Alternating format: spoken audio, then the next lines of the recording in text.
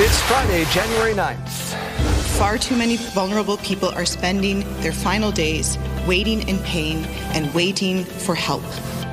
Saskatchewan's NDP raising concern over a new report about healthcare wait times for cancer patients in our province. People in positions of power have already passed judgment.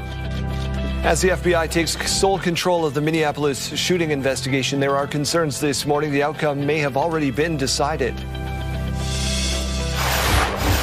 He's always been a humble person, and we're glad that he never forgot where he came from. And remembering a hockey icon from Humboldt. Stay with us, Saskatchewan. Your morning starts right now.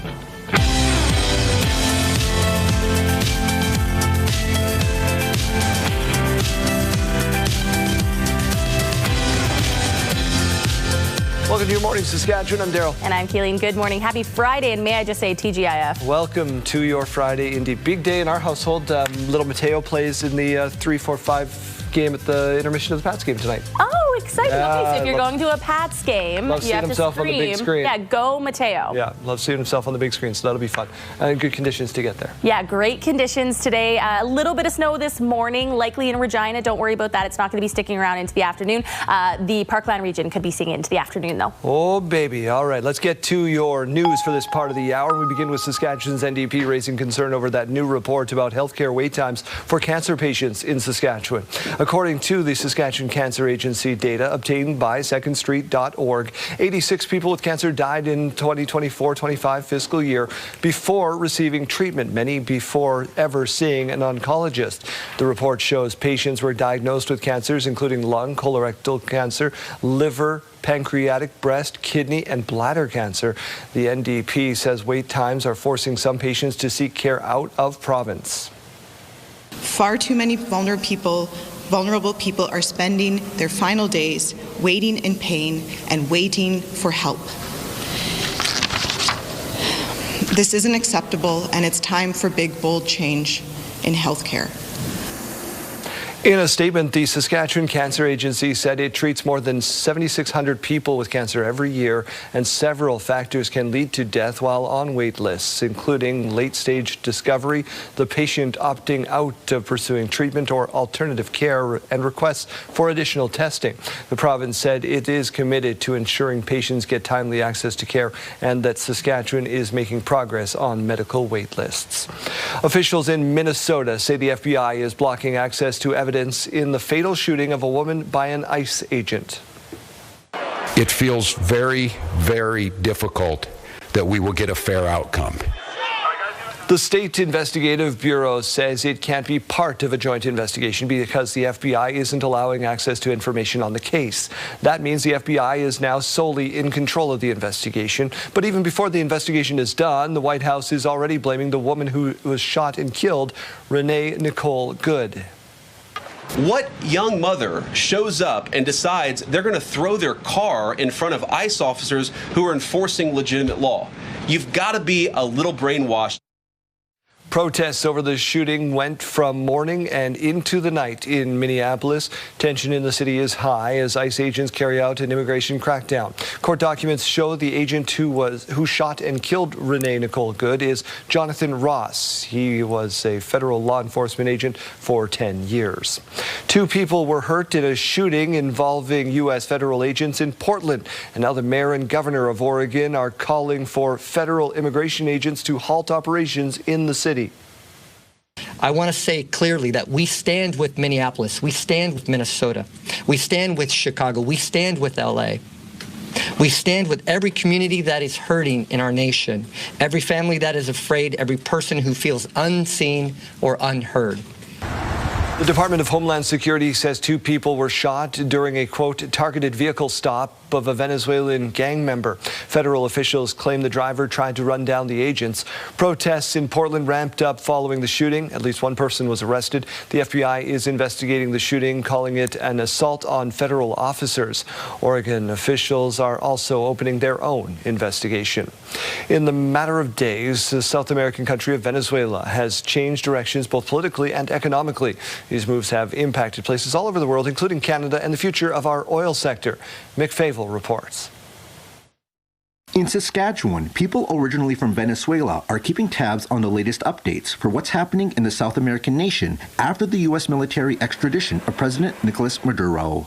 It is very bombarding to go on your social media every day and see images that are painful and hurtful, and, it's scary. One of those significant conversations happening right now is the future of Venezuela's natural resources. Esnaldo Prieto was born in Venezuela and spent a large portion of his life there. He says Venezuela, possibly being one of the wealthiest countries in the world resource-wise, was not a visible thing in his experience. Realistically, before, the resources were not going to Venezuela either. It's not as if Venezuela was thriving, or the wealth was actually being put into for the people. It creates a big unknown for us as to what's going to happen in the future. Venezuela is home to some of the biggest crude oil reserves in the world, meaning what happens there in the coming weeks and months is expected to have a global impact, including on Canada's oil industry. Saskatchewan's premier says it only adds to the urgency of getting Canadian oil to global markets. We're already taking a discount on the oil that we're producing because we don't have that global market access, or other countries around the world don't have access to Western Canadian oil, and so we should be having this conversation. As the world watches what's happening in Venezuela, those with close ties to the country hope others see it as a country filled with real people and not just in terms of dollar signs. This is a humanities issue. This is not an issue about money. And if we're only focused on the economical growth for the 1%, that also isn't serving us. Mick Favel, CTV News, Regina. Former students of Saskatoon's Legacy Christian Academy have taken their lawsuit against the private school to Saskatchewan's highest court. Jeremy Dodge, we've been following this for a very long time. What's the latest development? Well, Daryl, this comes after a Court of King's Bench judge stayed the lawsuit back in June, saying there was an abuse of process because the plaintiffs failed to immediately disclose settlement agreements with the three defendants. Counsel argued to the Court of Appeal the lower judge made an error in her decision. On that basis of that reasoning, the 21 defendants listed in the statement of claim were filing for $25 million in compensation. The Prince Albert Police Service continues to investigate the circumstances surrounding the fire that burnt down the Salvation Army building on Christmas Day. Police will determine if the fire was a criminal act or not by examining all evidence available after an investigation by the fire department determined the blaze was likely arson. Neighboring business Fresh Air Experience says it's alarming the fire could have been intentionally set. I'm not sure, how to kind of process it and move forward, because, if someone's going to do that to an organization that provides such an important service to our community, it's as a society, it's tough. It's tough to handle. Police continue to investigate with the help of their forensic identification team. Daryl, preliminary hearing dates have been set for that man accused of fatally shooting a woman on a Saskatchewan highway. Yeah, set to start October 21st. Chris Fallman is accused of first-degree murder in the death of Tanya Myers on your screen, who died after being shot in a moving vehicle on Highway 39 near Weyburn last September. The accused also faces a count of intentionally firing a gun while being reckless to the life and safety of another person. Residents on the Peter Ballantine Cree Nation are being urged to reduce water consumption following a failure of the community's water system. The First Nations leadership says a critical failure in limiting the amount of water going into the treatment system. There are concerns this could force the system to shut down and freeze up if the reservoir levels drop too low. Emergency water tankers have been brought in to maintain water circulation as crews try to fix that problem. As a precaution, the community is under a boil water advisory and residents are being asked to conserve. Schools in Pelican Narrows are closed for the rest of the week, and other public facilities may also remain closed or reduce capacity. One of Saskatchewan's greatest ever hockey players has died. Hall of Fame goaltender Glenn Hall died in Alberta Hospital yesterday at the age of 94. Hall played over 18 seasons in the NHL, setting a record for 502 consecutive games started in goal. He won 2 Stanley Cups and was named Rookie of the Year in 1956, Goaltender of the Year 3 times. He was born in Humboldt, Saskatchewan, and the town's mayor says he always took pride in his roots. He's always been a humble person, and we're glad that he never forgot where he came from.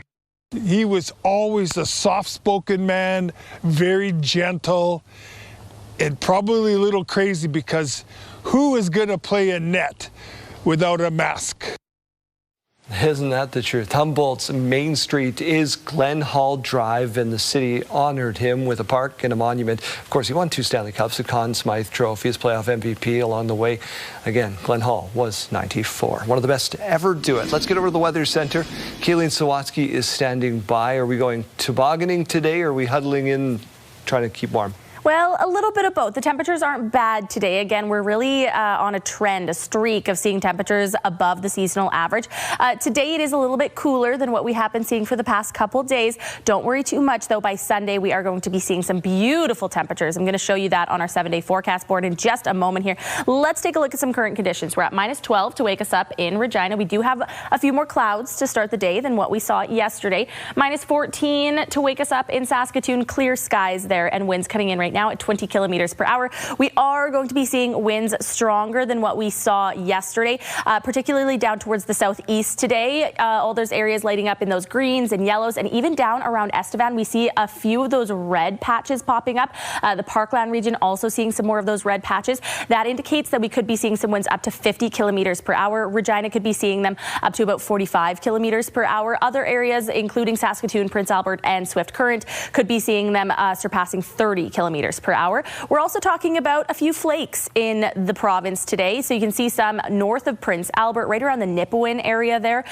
This morning, we're also seeing some flurries east of Saskatoon. Could be heading right over top of Regina there, as you can see later on in the morning. So your commute could be complicated slightly. We are talking about the flakes heading right over top of Estevan as well in the Parkland region. This is into the early parts of the afternoon before it finally pushes off into Manitoba, just leaving a mix of sun and cloud in the province. Then we're looking forward to Saturday. Again, some more flakes on the way. This could include areas around Prince Albert, Saskatoon. This is in the morning hours, and then we're seeing that mainly stay up north as we head into the later parts of Saturday.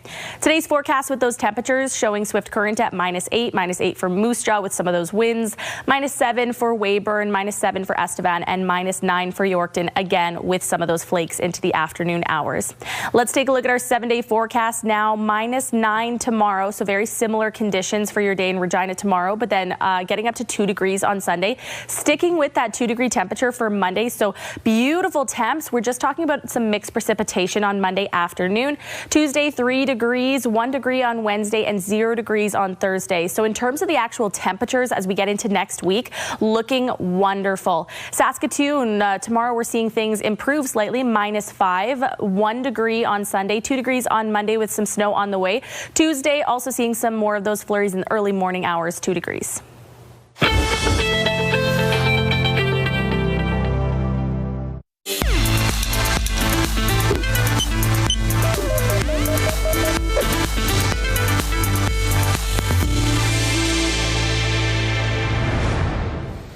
A University of Alberta researcher says ibuprofen is the best solution for treating pain in kids with broken or sprained limbs.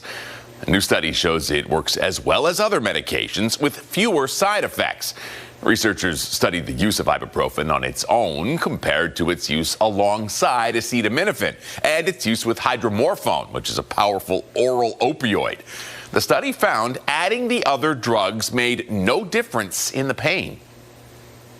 And we think that's because ibuprofen is anti-pain and also anti-swelling. And when you break a bone or you have a sprain, the biggest problem is swelling. So if you get that swelling under control, we don't need to add on all these extra drugs that bring extra side effects. In my practice, I will use ibuprofen now.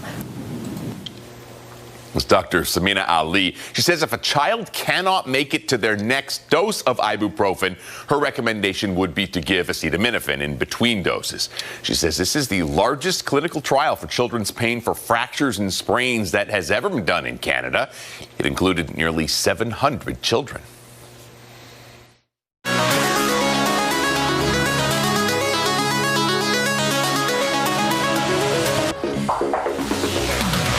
In case you missed it, this one's exciting. Someone in Saskatchewan is $18 million richer following a Lotto 649 draw. According to the Western Canada Lottery Corporation, a winning ticket for the gold ball draw was purchased somewhere in Saskatchewan outside of Saskatoon and Regina. The winning number for the gold ball draw, if you haven't checked yet, is 373-831-3006. The winner or winners have yet to claim their prize. So everyone go check those tickets for that 649 gold ball draw. That ain't me. I'm still here. Well, you know what's showed funny? up to work this morning. I am somebody that I like to purchase lottery tickets, and that was actually when I didn't purchase tickets for, and I was so disappointed. And it isn't JD because he's back. Yeah. Yeah. I'm here. I'm not 100% yet, but here I am. Well, yeah, I ain't rich. We have yet to see Mike Siona, though, suspiciously. Yeah. He's lurking around here somewhere. Question of the day today. Yeah, so we're asking you, what is something that you've appreciated more as you've aged? Okay, I don't know. Classical music, I suppose. Live performances. Oh, okay. You know, things like that. Yeah. You know, what about you, Jeremy? Sleep and quiet?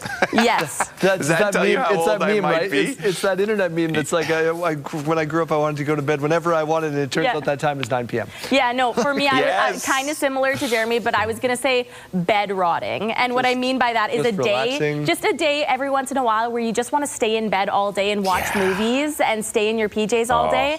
You can't do that with a one-year-old, turns out.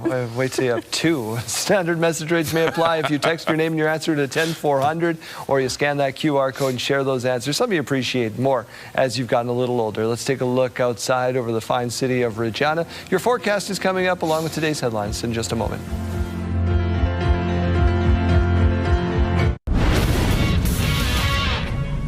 Welcome inside the SportsCenter newsroom. Jermaine Franklin with your must-see moment from Thursday. For it, we're heading to Montreal. Canadians hosting the Panthers. First period, Juraj Slafkovsky kicks it out front, and Oliver Kapanen swats it out of mid-air and in. A fantastic display of hand-eye coordination from the Canadians rookie for the highlight reel goal. He leads all rookies with 15 goals this season. That's your must-see moment from Thursday. Friday on TSN, you can catch the Peach Bowl between Oregon and Indiana. The winner will play Miami for the national championship. Coverage starts at 7:30 Eastern, 4:30 Pacific. That's all from the SportsCenter newsroom. Have a great day.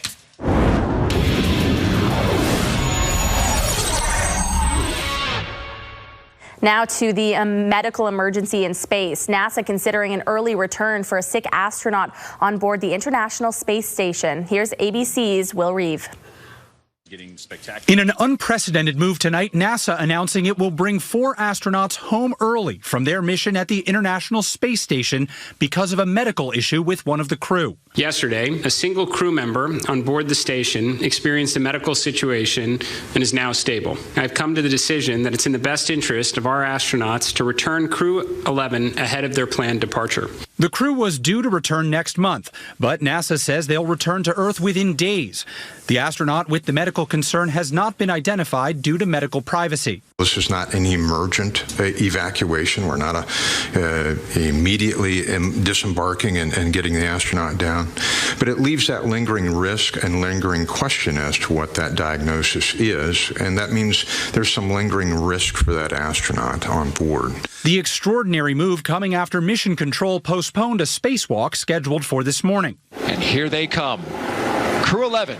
The 4-person crew, including 2 Americans, launched into space on the SpaceX Dragon in August, joining other astronauts at the space station. Hello and welcome to the International Space Station. This will be the first medical evacuation from the space station in its 25-year history as a lab for astronauts. The crew will return on a SpaceX Dragon, and that astronaut will be taken for medical evaluation immediately. Will Reeve, ABC News, New York.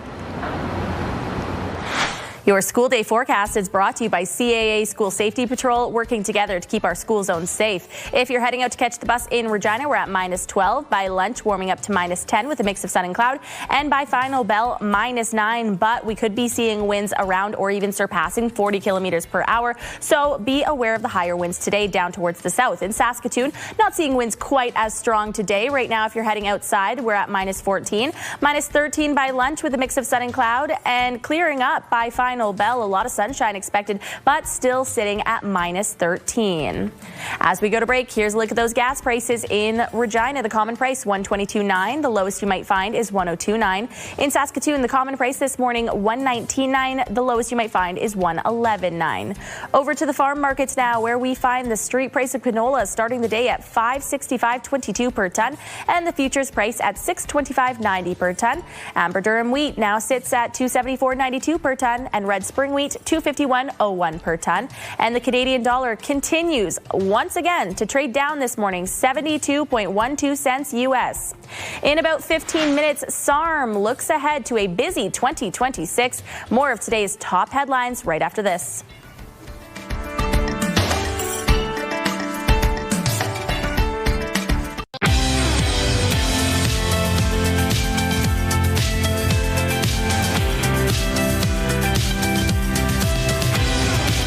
Morning. Welcome to Your Morning. My name is Daryl. It is 6:30. The U.S. Supreme Court could rule today on the legality of President Donald Trump's global tariffs. This is a decision that could trigger refunds and send a wider message to the president. It will be very important to see how the Supreme Court rules, to see whether they're striking down a lot of those broad presidential powers that they might use to, use the next piece of legislation to support tariffs. Trade experts say if the court strikes the tariffs down, the next question would be what happens to the money that's already been collected. It's valued as high as $150 billion US. And what impact could that have here in Canada? The ruling would only have an effect on certain tariffs and would mainly benefit the sectors who are not covered in the Canada-US-Mexico trade agreement. So that means that the steel and aluminum industries would not be impacted by any changes. We are learning more this morning about what led to a woman's death inside a Wynyard home where more than 40 cats were rescued earlier this week. Sierra D'Souza Butts reports. When Wynyard RCMP conducted a wellness check at a residence in town on January 2nd, they found 2 women inside, one of whom had died. The other woman was connected with necessary health care. People did know these ladies. They had been sort of shut-ins for a long time, but everybody that knew them liked them. They were not ostracized in the community. People did like them. The house was being warmed by space heaters and was filled with garbage piled several feet high. Mozart's Empathy Animal Sanctuary was called in to help remove dozens of cats from the home, with more believed to be inside. They're just coming out of nowhere. We're not sure where they were. Veronica Hermiston says she could tell the cats were loved and cared for, adding she has seen cases like this before. We go into homes and we help people that have overpopulation problems with cats and dogs. So yes, we could have helped sooner, for sure, or just taken them a little bit at a time from the family, and many things like that, preventative care. A close family friend who did not want to appear on camera says the woman who died was an incredible person, and it's sad it had to come to this, wishing someone would have stepped in sooner. Adding she fed the animals better than she fed herself, and the health system let her family down. Now, the community is asking for support for families who find themselves or their loved ones in similar situations. There just needs to be the ability for systemic intervention into severe mental health issues and not have to wait until the person is in such bad condition that they become an immediate threat to themselves. Questions still remain about what will happen to the home. CTV News has reached out to the town of Wynyard for comment, but did not hear back in time for broadcast. Sierra D'Souza Butts, CTV News, Wynyard. A 34-year-old man has died after the vehicle he was driving hit a moose. It happened just before 7:30 last night along Highway 15 south of Watrous. The driver was the only person in the car. He died at the scene. He was from the George Gordon First Nation. The last living member of the former Tommy Douglas government has died. Kim Thorson was the youngest member of the legislature when he was first elected in 1956. He was 24 years old at the time. Thorson later served as Minister of Industry and Commerce in the Blakeney government. He returned to legal practice after leaving politics in 1975. And then for many years afterwards, he provided wise counsel to New Democrats, to premiers about some of the choices that they made. He was often a sounding board, and down to the little things. He did the legal work for the party and, helped us put together when we built this building, he did all of the legal work for it. Kim Thorson was a longtime Rotarian and served on a number of community boards. A Saskatoon tech company is leveraging AI to help solve a time-consuming problem for many small businesses: unanswered customer reviews. Vendesta has launched an AI reputation specialist. It can respond to customer reviews and help engage customers in real time to turn feedback into meaningful change. With up to 75% of customers searching for a business online before going out to the door, now the reviews can be the first thing that a customer sees, and it's just one of many ways the company is pivoting and leaning into AI wholeheartedly. I actually think it's orders of magnitude bigger than the internet, because not only is it changing everyday tasks for consumers, some workflows for businesses, it's actually making possible things that were never possible before. The new reputation specialist is part of Vendesta's growing AI workforce, which the company says can free up businesses for other tasks. The final timber beam is now in place at Saskatoon's new public library, a major construction milestone for the project that is set to change the city's downtown core.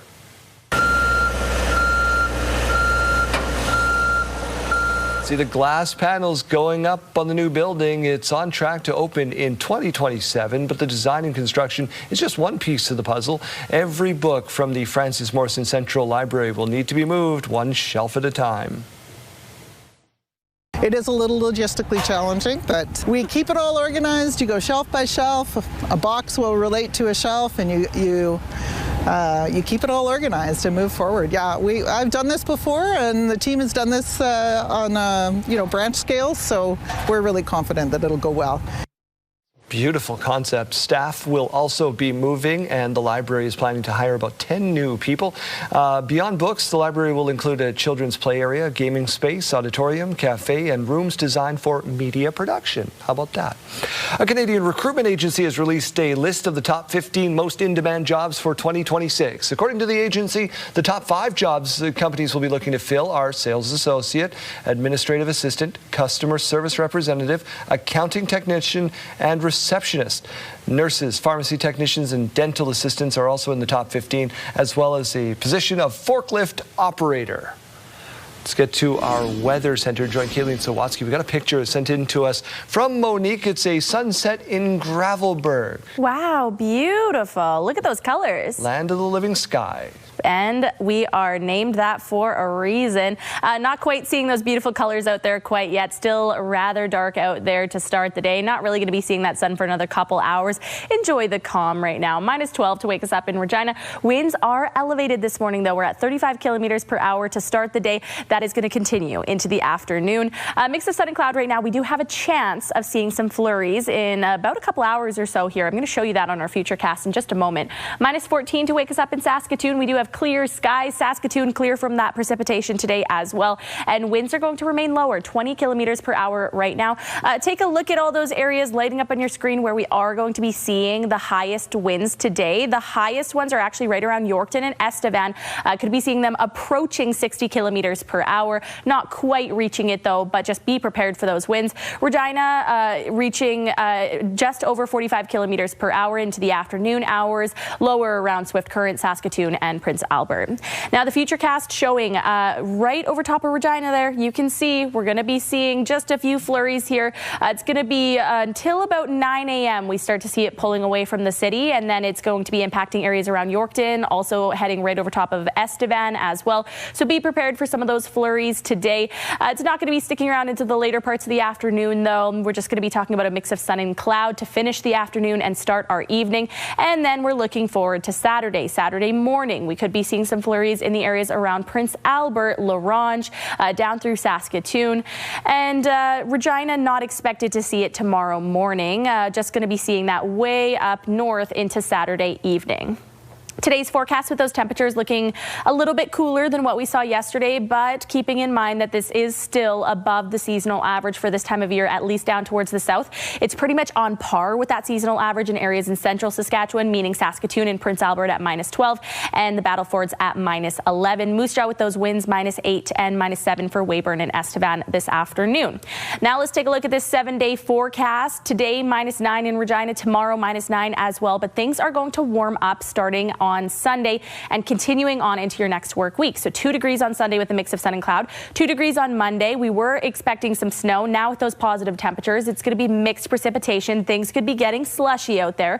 3 degrees on Tuesday, mix of sun and cloud, 1 on Wednesday, and some more snow on the way for Thursday with that high of 0 degrees. Here's a look at your 7-day forecast in Saskatoon. -12 today, -5 on Saturday, 1 degree by Sunday, 2 degrees on Monday with some more flakes on the way, and some more flakes on the way for Tuesday and Thursday as well next week.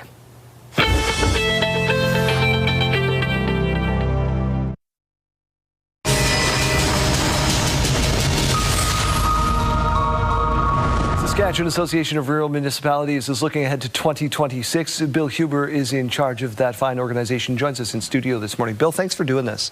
Well, thank you for having us. Last time you were through, you were the acting or the interim president. Now you've got the full-time gig. It's been a few months now. How's the role been? It's been great. It's a challenge some days, but it's a great opportunity to have that privilege to serve our members in this province. Before we get into it, remind people out there what SARM is all about.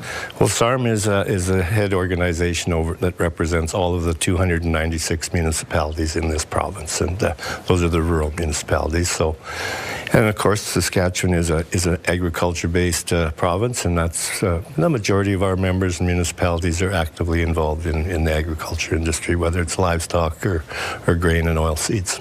2025 was not without its challenges. How does 2026 look to you so far? Well, we're always optimistic, and agriculture producers and business leaders are always optimistic, and so we're hoping for better things. There's a lot of things that we're challenging right now, and not only just in Saskatchewan, but in the world, on the world stage. We're facing tariffs around the country, and it's certainly affecting Saskatchewan agriculture producers in this province, as it is in all of Western Canada. Is that what dominates most of your time, is advocating against those tariffs? I mean, the Chinese EV tariff has been reciprocated, and that's a big one that your members are facing. Well, we continue to advocate for that, and there isn't a whole lot we can do. We've been to Ottawa twice last fall, and I had the privilege of meeting with the federal ag minister, and we meet quite regularly with our provincial ag minister and the provincial cabinet. And we got a great appreciation for what they've done and how they've tried to resolve some of these issues. But it's slow, and it's a tough challenge. We've got an American president that's kind of somewhat, you don't know how to take them some days. Unpredictable. It's unpredictable. So, we never know. Every morning we get up, there's something different. And I just heard a little bit on the news this morning. There's tariff discussions going on right today with trade lawyers. If tariffs are concern number one for your 290 plus members, what would be concern number two? Well, we need some better risk management programs in Saskatchewan that trigger a little quicker in devastating situations when we have droughts or floods or certain things like that.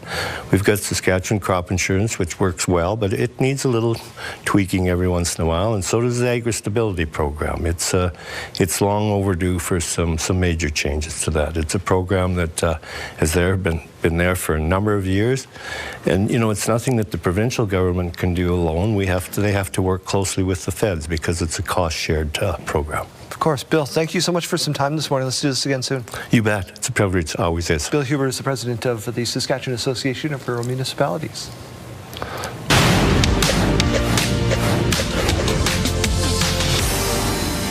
Meta Platforms on Friday unveiled a series of agreements that would make it an anchor customer for new and existing nuclear power in the U.S., where it needs city-sized amounts of electricity for its artificial intelligence data centers. The Facebook parent said it would back new reactor projects with the developers TerraPower and Oklo, and has struck a deal with the power producer Vistra to purchase and expand the generation output of 3 existing nuclear plants in Ohio and Pennsylvania.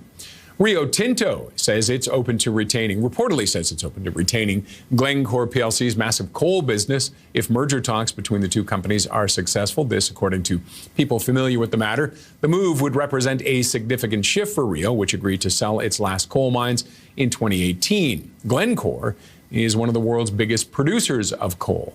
Rio and Glencore had discussions about a combination in 2024, but the talks fell apart after they failed to agree on issues including valuation. Since then, copper has rallied to a record high, and Glencore has sought to position itself as a company with huge copper growth potential.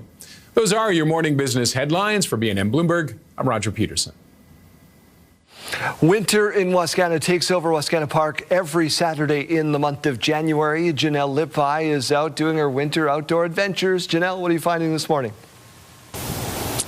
Good morning. I am spending my morning here out on Wascana ahead of one of Regina's most beloved winter events here, Winter in Wascana. And I've got Sarah Rummold with me here to talk about some of those activities that you can look forward to. So good morning, and thank you so much for joining me out here. Good morning. Thank you for having me. Absolutely. So let's talk a little bit about what folks can expect.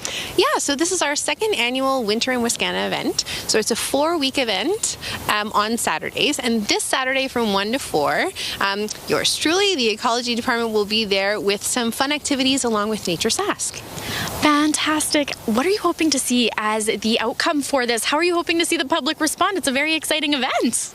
Yeah, so we're going to have lots going on. We'll have skating, but also we just want to get people out and learning about nature for us. There's going to be bird feeders that they can make. And then for us, we're going to be focusing this week on shelter building and on animal tracking. So both weeks we're going to be focusing on mostly how animals are surviving outside.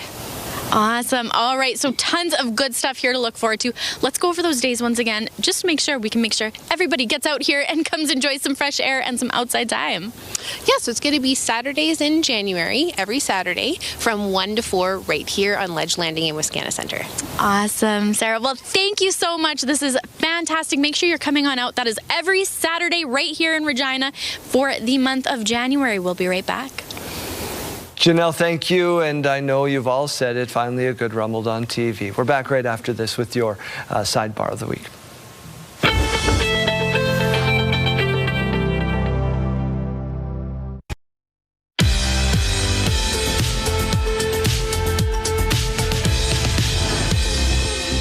It's January 9th, and we have these milestones to share with you. We'll start off with a belated birthday wish going out to Vea Rose. She turned 15 years old yesterday, and her mom says she loves her so much. Another belated shout out going out to Grayson, who celebrated his birthday on Wednesday. Happy birthday from Braxton and Auntie Leah. And a huge happy birthday going out to Dennis today. He's turning 8 years old. This shout out coming with love from your family. And looking forward to the weekend, we're sending a big happy birthday shout out to Henry. He's turning 3 years old tomorrow. And a quieter birthday shout out going out to his big sister Sadie, turning 15 on Monday. Your mom and dad love you both so much. Also marking another trip around the sun tomorrow is Connor. Have a wonderful birthday with lots of love from your family. If you have a milestone coming up, send us an email to yourmorningsaskatchewan@ctv.ca or simply scan that QR code on your screen. Please send them in at least a day in advance. Milestones, brought to you by Harbor Landing Village, an award-winning senior care and living community in Regina. We're asking people what's something that they appreciate more as they get older. What's something for you, Chase? You know what? Staying youthful is what I appreciate more. Connor there, that's my nephew. Happy birthday to him coming up on Saturday. And I'm going to go play laser tag with him tomorrow, too. So I'm just going to be, I'm better at laser tag now that I'm older. And it's going to be easier to beat the children, even though it is his birthday. So that's what I appreciate. Uncle Chase going for the win in laser tag. Today, too, we appreciate this as well. It's one of our favorite events. Snow Pitch coming back once again, end of February. Now, we'd organized the tournament for 10 years this year. We are a media sponsor as Regina's Slow Pitch takes over, but registration officially opened up this week, well into the double digits of teams here. So make sure and get your team locked and loaded so you can be out playing in that snow coming up end of February. PureCountry927.ca for the details. The most important part of this whole conversation is, what is your laser tag code name? Quick, go. It's usually Ace. Okay. You know, it's a classic one, but it instills a little bit of fear, a little Western style, I feel, in there. Last time we played with Kayleen and Janelle, they were both in the corner giggling and shooting like this the whole time. It was terrifying. Bye, Chase. Did they win? No. Probably Gosh, not. no. Gosh, no. No.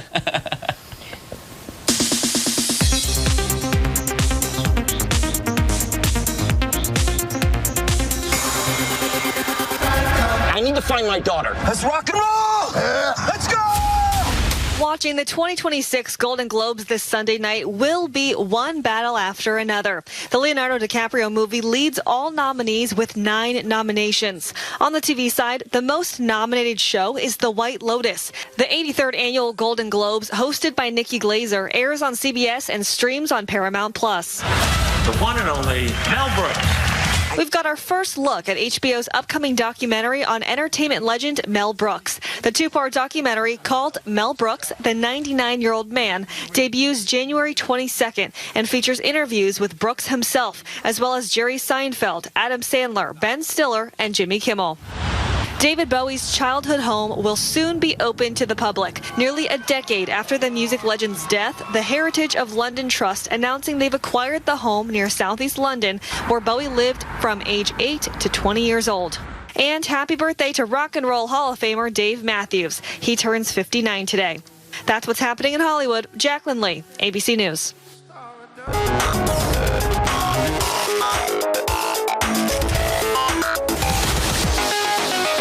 I feel almost like you're a guest at this point. It's been so long since we've been together, Jeremy. So you go first. Welcome. Thank you. Yes, it's great to be back. Thank you very much. And we're going to kick this off with, oh, here we go. A little motivation for those trying to lose some of that holiday weight.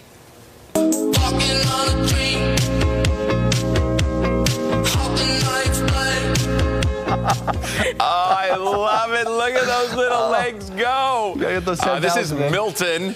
Yeah, getting his 10,000 steps in. Cute headband, pure dedication. So inspiring. Little walking pad. Look at that little walking pad. Look at him. He's motivated. He's got the sweatband on. I'm inspired. Do you think we could write those off and have one of those in the office? Let's go to a dog who is flipping over the snow.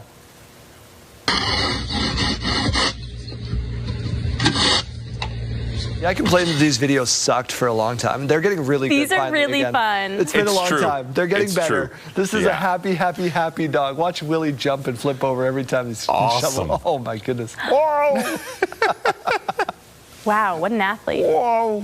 All right, lastly, no one wants to be by a crying baby on a plane. That's why you hope to be seated next to this guy.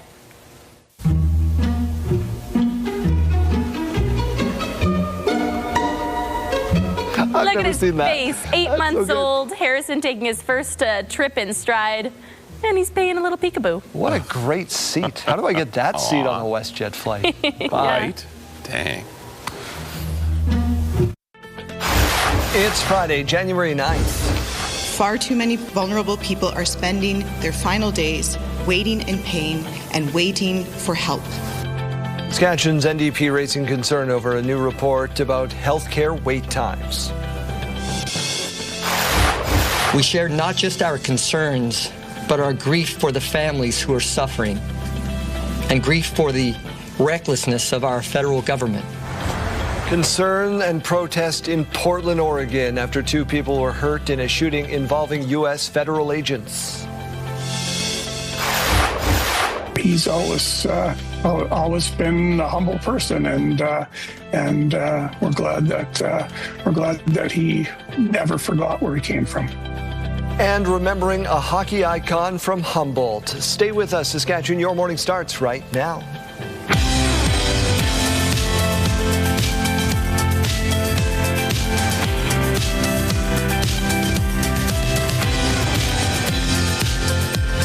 Welcome to Your Morning Saskatchewan. I'm Daryl. And I'm Kayleen. Good morning. Happy Friday. Big day in our house. Mateo's playing the intermission game at the Pats game. I'm sure he's getting that's the first point, right? You get scouted and then you're in the NHL. Yeah, exactly. 4 years so old. you have a retirement fund There it is. already. There it is. Big day in our house tomorrow. My daughter has her first day of dance tomorrow. First day of dance. Yeah, following in mom's footsteps. What kind of dance mom are you going to be? Okay, I don't know what kind of dance mom I'll be, but I'll definitely be highly involved. Yeah. Feels like a show we should launch. Yeah, exactly. Nobody's ever done a show like that before, right? I'm looking forward to it. All right, let's get to your news headlines for this part of the hour. Enough of our jibber jabber. Saskatchewan's NDP raising concern over a new report about healthcare wait times for cancer patients in the province.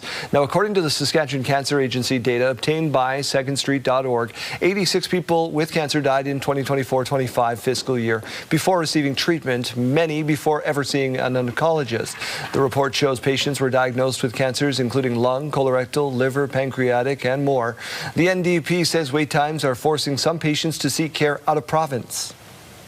Far too many vulnerable people are spending their final days waiting in pain and waiting for help. This isn't acceptable, and it's time for big, bold change in healthcare.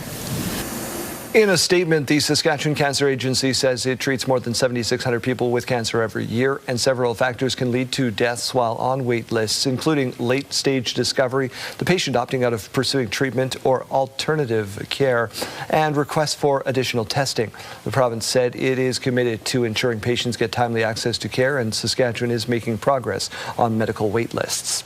Doctors in Alberta say emergency departments across that province are in crisis mode and are calling on the province to declare a state of emergency over wait times. Frequently, we have people in 10 out of 10 abdominal pain with no pain medications, no comfort, nowhere to sit comfortably for 12 hours in our emergency department because we can't get them in. A state of emergency would allow for temporary measures which could include moving patients out of busy centres and into facilities that can handle them. A statement from the province's Ministry of Hospital and Surgical Health Services says Alberta will, quote, continue to monitor system pressures closely and work with health system partners to respond to challenges as they arise. Officials in Minnesota say the FBI is blocking access to evidence in the fatal shooting of a woman by an ICE agent. It feels very, very difficult that we will get a fair outcome. The State Investigative Bureau says it can't be part of a joint investigation because the FBI isn't allowing access to information on the case. That means the FBI is now solely in control of that investigation. But even before the investigation is done, the White House is already blaming the woman who was shot and killed, whose name is Renee Nicole Good. U.S. federal immigration agents shot and wounded 2 people during a vehicle stop in Portland, Oregon, prompting a city protest in downtown.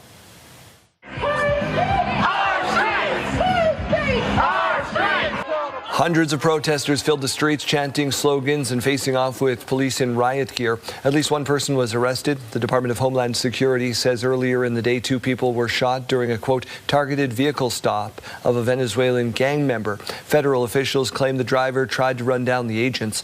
Portland's mayor and the governor of Oregon are calling for ICE agents to halt operations in the city. U.S. President Donald Trump promising big investments in Venezuelan oil. In a social media post, he writes, quote, at least $100 billion will be invested by big oil, all of whom I will be meeting with today at the White House, end quote. Venezuela has the biggest oil reserves in the world, but experts say bringing that oil to market will take years or require major investment. Meanwhile, a second wave of attacks on Venezuela has been canceled. The Senate must act to stop Donald Trump's folly. 5 Republican senators joined the Democrats to vote in favor of a bill requiring congressional approval for more military action in Venezuela. President Trump says he's canceling the second wave after cooperation from Venezuela's government. He calls the release of political prisoners in the country a sign of seeking peace. Saskatoon police laid dozens of charges following its 3rd and final retail blitz of 2025. We welcome in Jeremy Dodge with more on this. Jeremy, good morning. Good morning, Daryl. Yeah, this initiative sees officers with various units of the police service work with loss prevention officers and private security.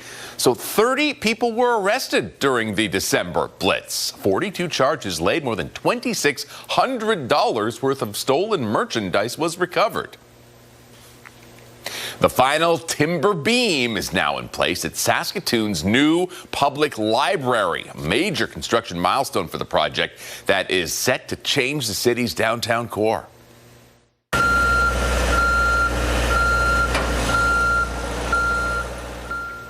You can see the glass panels going up on the new building. It is on track to open in 2027, but the design and construction is just one piece of the project.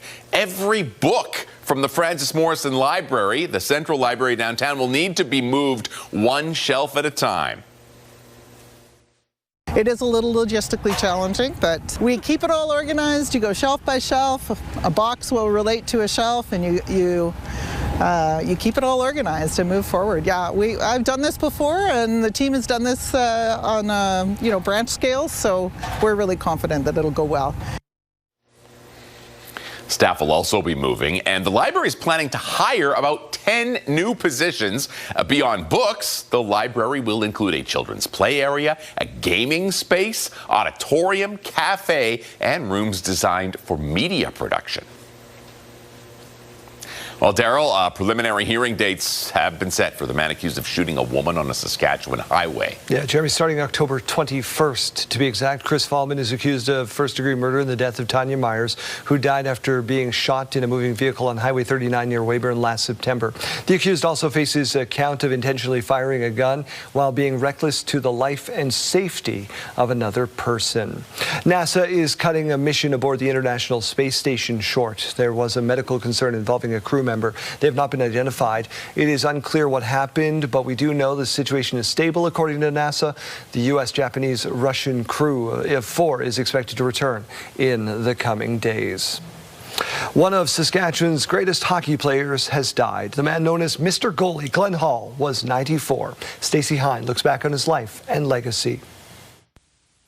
Nicknamed Mr. Goalie, Hockey Hall of Famer Glenn Hall has died at age 94. Obviously, everyone's, very upset about it. He lived a full, long life, which we're very happy about, and obviously accomplished a lot of amazing things. Born and raised in Humboldt, Hall rose from small-town roots to national fame. Over the course of 18 NHL seasons, he set a record that still stands. 502 consecutive games played in net. Hall won 2 Stanley Cups, was named Rookie of the Year in 1956, and earned Goaltender of the Year honors 3 times. He played barefaced for years before adopting a goalie mask. I played the last 2.5 years in St. Louis with a little mask that something like the Lone Ranger used. Hall was a pioneer of the butterfly style of goaltending, dropping to his knees to stop the puck. He was also in net for one of the most iconic moments in hockey history, Bobby Orr's overtime goal that won the Stanley Cup for Boston in 1970. Veteran sportscaster Ray Morrison says Hall's success came from his deep understanding of the game. He knew exactly what those players were capable of with regards to, their shot coming up ice, the threats that they posed. Hall is a prairie boy through and through. In a 2002 interview with CTV News, he spoke about his love for the country. Probably enjoyed playing in St. Louis the most. Being a country boy, it's nice to just look across the fields. Hall took great pride in his hometown. Humboldt's mayor says he never missed a chance to come home and spend time in the community. Glenn was always a really nice guy, and he always made time to come to Humboldt, and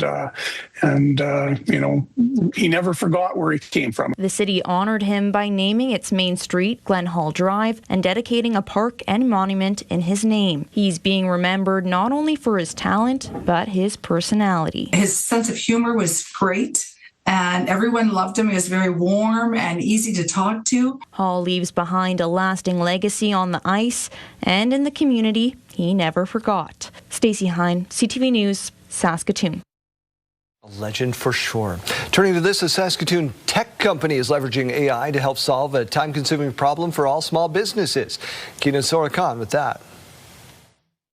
Vendasta is playing its part in the global arms race for artificial intelligence. The small business software firm launched its latest offering meant to solve one of the more time-consuming and costly problems for its clients: unanswered reviews. It's not just your reputation, it actually leads to revenue.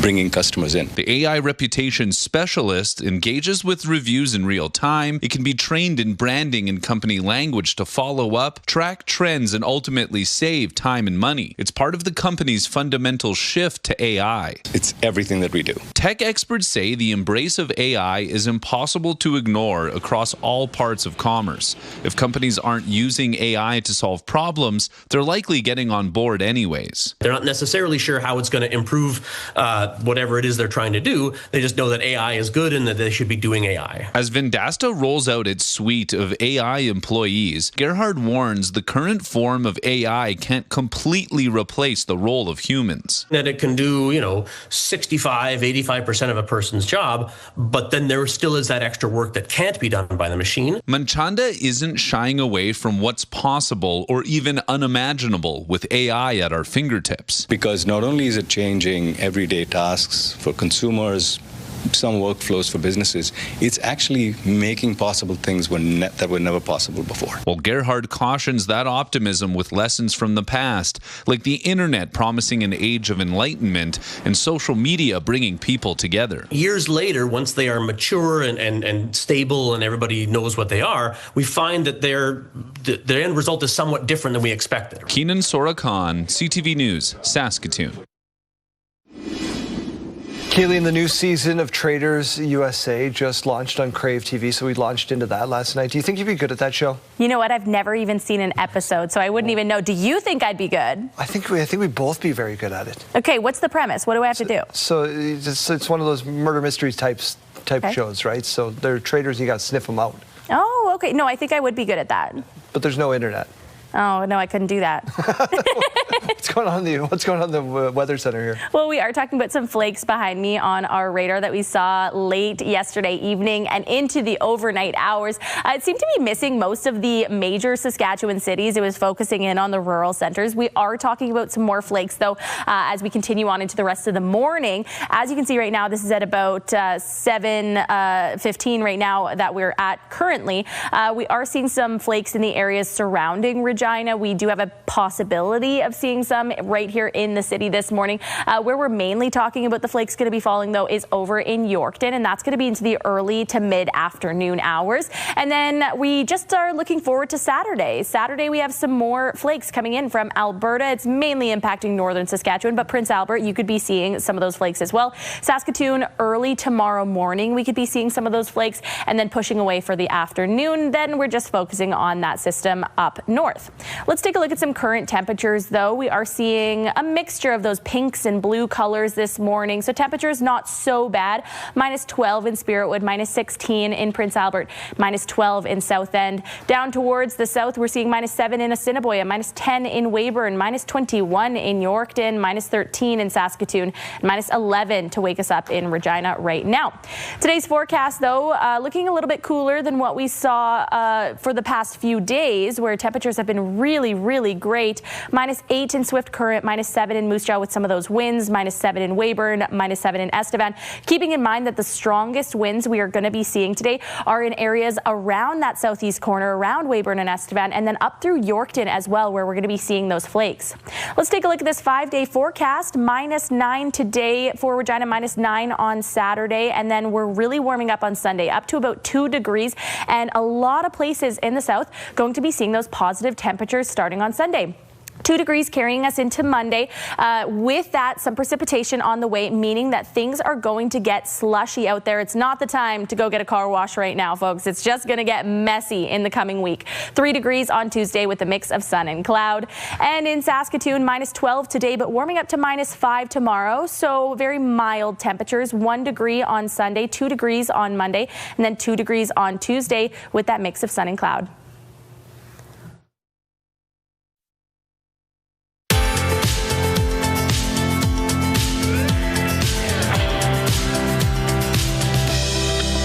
We're We're taking a look at this rural forecast. -12 for Watches with that sunshine today. A few more clouds over an outlook, -12. Wynyard seeing some of those flakes this afternoon, -11. Down towards the south, we're seeing the strongest winds in the southeast corner today, right around Carlisle, -9. Broadview with some more of those flakes, -8.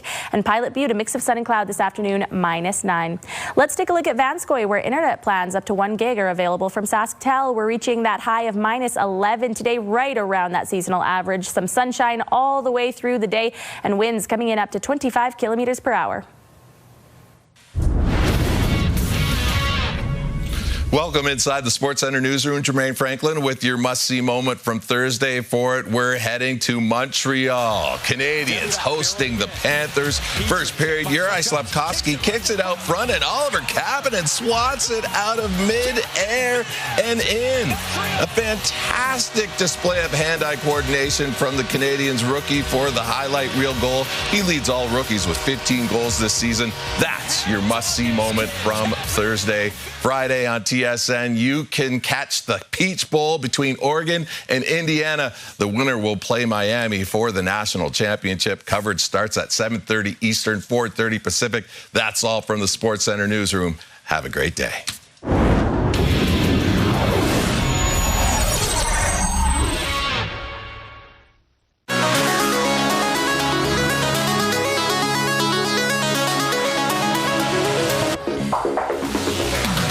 Time for a little less conversation and a lot more singing.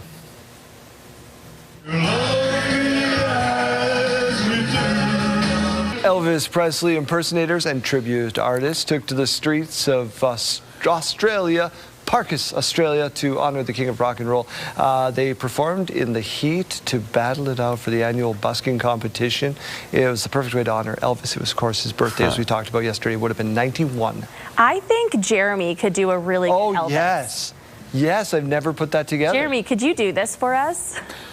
Caught in a trap. You are a bit of a hunk of burning love. Ooh. So that makes sense. I want to see the outfit. Can't do the dance. You can't do the dance. No, you don't need the dance if you get the outfit. Yeah, you get the jumpsuit. My hips don't move that way. You're right. Okay. Your hips don't lie. The question of the day, what's something you've learned to appreciate more as you've aged? Maybe it is the music of Elvis Presley. A lot of great answers coming in to our text line this morning. We had Lori saying, sleep. Yes. No need to tell me to get to bed. Yeah. Totally. For real. Totally appreciate sleep. Michelle saying, I appreciate my good friends more and more every day. And that's so true, right? As you age. And I think now about how much I used to fight naps. And I'm like, why did I do that? Bailey saying, I appreciate my parents so much. I need to tell them more often. Yeah. That's a great answer. Which is fantastic, especially for Bailey to wish that on her birthday. So Heather wants to be more in the moment. I think a lot of us want to be more in the moment. Yeah, I think, and I'll appreciate that one as well. And life's ups and downs. And then we had Donna saying something I appreciate, staying home, agreeing with Jeremy, up early, the quietness of the morning, and listening to the news, sipping some good coffee. Donna's got life figured out. We appreciate your support, Kokum Donna out in Cowessess First Nation. We want more answers, though, Kayleen. How do we get Yes, we do. So you text your name and your answer to 10400. Standard message rates may apply. Or you can scan that QR code on your screen. We'll be right back.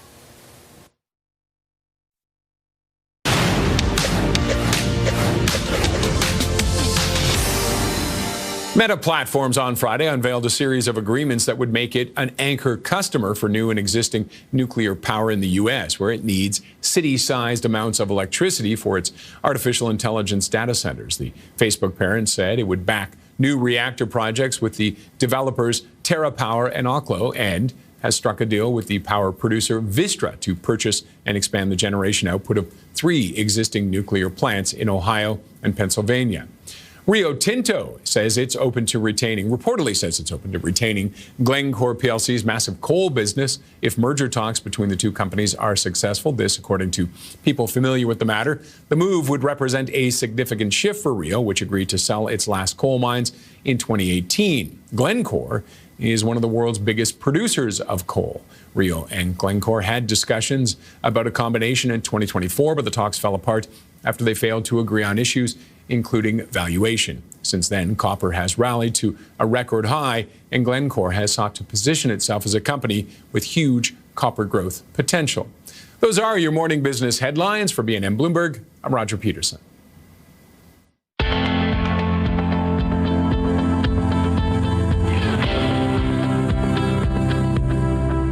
Favorite part of the show, it is your morning mystery. 3 clues we'll give you. You can play along at home. Clue number 1. This film is a 2026 nominee for 7 Golden Globes, including Best Motion Picture Drama. Oh, okay. I feel like this is your category. Directed by Ryan Coogler. Okay, he took inspiration for the film from Metallica's song One. Oh, yeah. Oh, I don't think You don't? I don't think Oh, so. yeah. He's nominated in like 8 categories. The surreal montage at Club Juke was filmed in 1 day. I've never seen the movie, but I do know Ryan Coogler wrote this film because he was. It's I did the entertainment great ticker.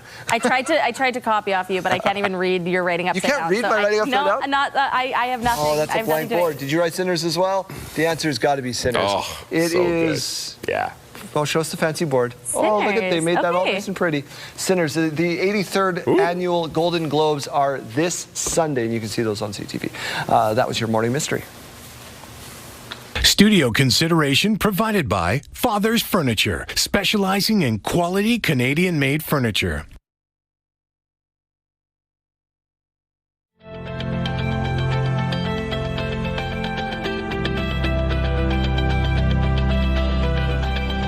Your school day forecast is brought to you by CAA School Safety Patrol, working together to keep our school zones safe. If you're heading out to catch the bus in Regina, we're at -10 right now, and we're going to be sticking with that temperature by lunchtime. Winds will be going up, though could even be surpassing 40 kilometers per hour. And by final bell, only 1 notch warmer, -9, and that is the expected daytime high. In Saskatoon, -13 all across the board. That is not the expected daytime high. The expected high is actually -12, so 1 notch above that yet again. We are starting the day with some clouds. Going to be seeing a bit more sunshine as we finish the afternoon. Winds could be coming in up to 25 kilometers per hour. As we go to break, here's a look at those gas prices. The common price in Regina this morning, 122.9. The lowest you might find, though, is 102.9.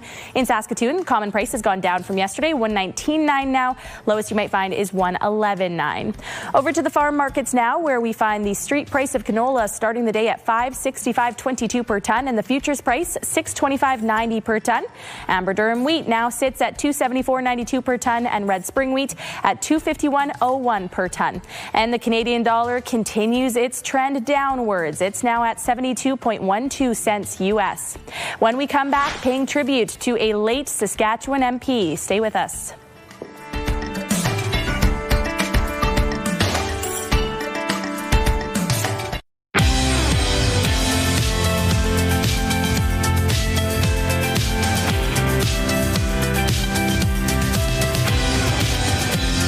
.30 on your morning, and here are more of today's headlines. The U.S. Supreme Court could rule today on the legality of the U.S. president's global tariffs. This is a decision that could trigger refunds and send a wider message to the president. It will be very important to see how the Supreme Court rules, to see whether they're striking down a lot of those broad presidential powers that they might use to, use the next piece of legislation to support tariffs. Trade experts say if the court strikes the tariffs down, the next question would be what happens to the money that's already been collected. It is valued as high as $150 billion US, and what impact could that have here in Canada? The ruling would only have an effect on certain tariffs that would mainly benefit sectors who are not covered by the Canada-US-Mexico trade agreement. So that means that the steel and aluminum sectors would not be impacted by any changes. Longtime Liberal MP and former Finance Minister Chrystia Freeland resigning today to take on a new role with the Ukrainian government. Freeland's absence from the Liberal caucus will leave Prime Minister Mark Carney 2 seats shy of a majority government. A by-election for her riding of University Rosedale must be called within 180 days to fill the seat. Freeland was appointed as an unpaid advisor on economic development by the Ukrainian president on Monday, prompting critics to say she should have resigned as an MP before taking a role for a foreign government. Speaking of Ukraine, 4 people have been killed in a massive airstrike by Russia, hitting Ukraine with one of its most advanced weapons. This is the second time Moscow has used a hypersonic Orishnik missile. Overnight strikes led to several explosions on a critical infrastructure facility. Russia's Ministry of Defense says armed forces launched the massive strike with high-precision, long-range land and sea-based weapons. Russia says it was in response to a Ukrainian drone attack targeting Vladimir Putin's residence in late December, which Kyiv denies carrying out.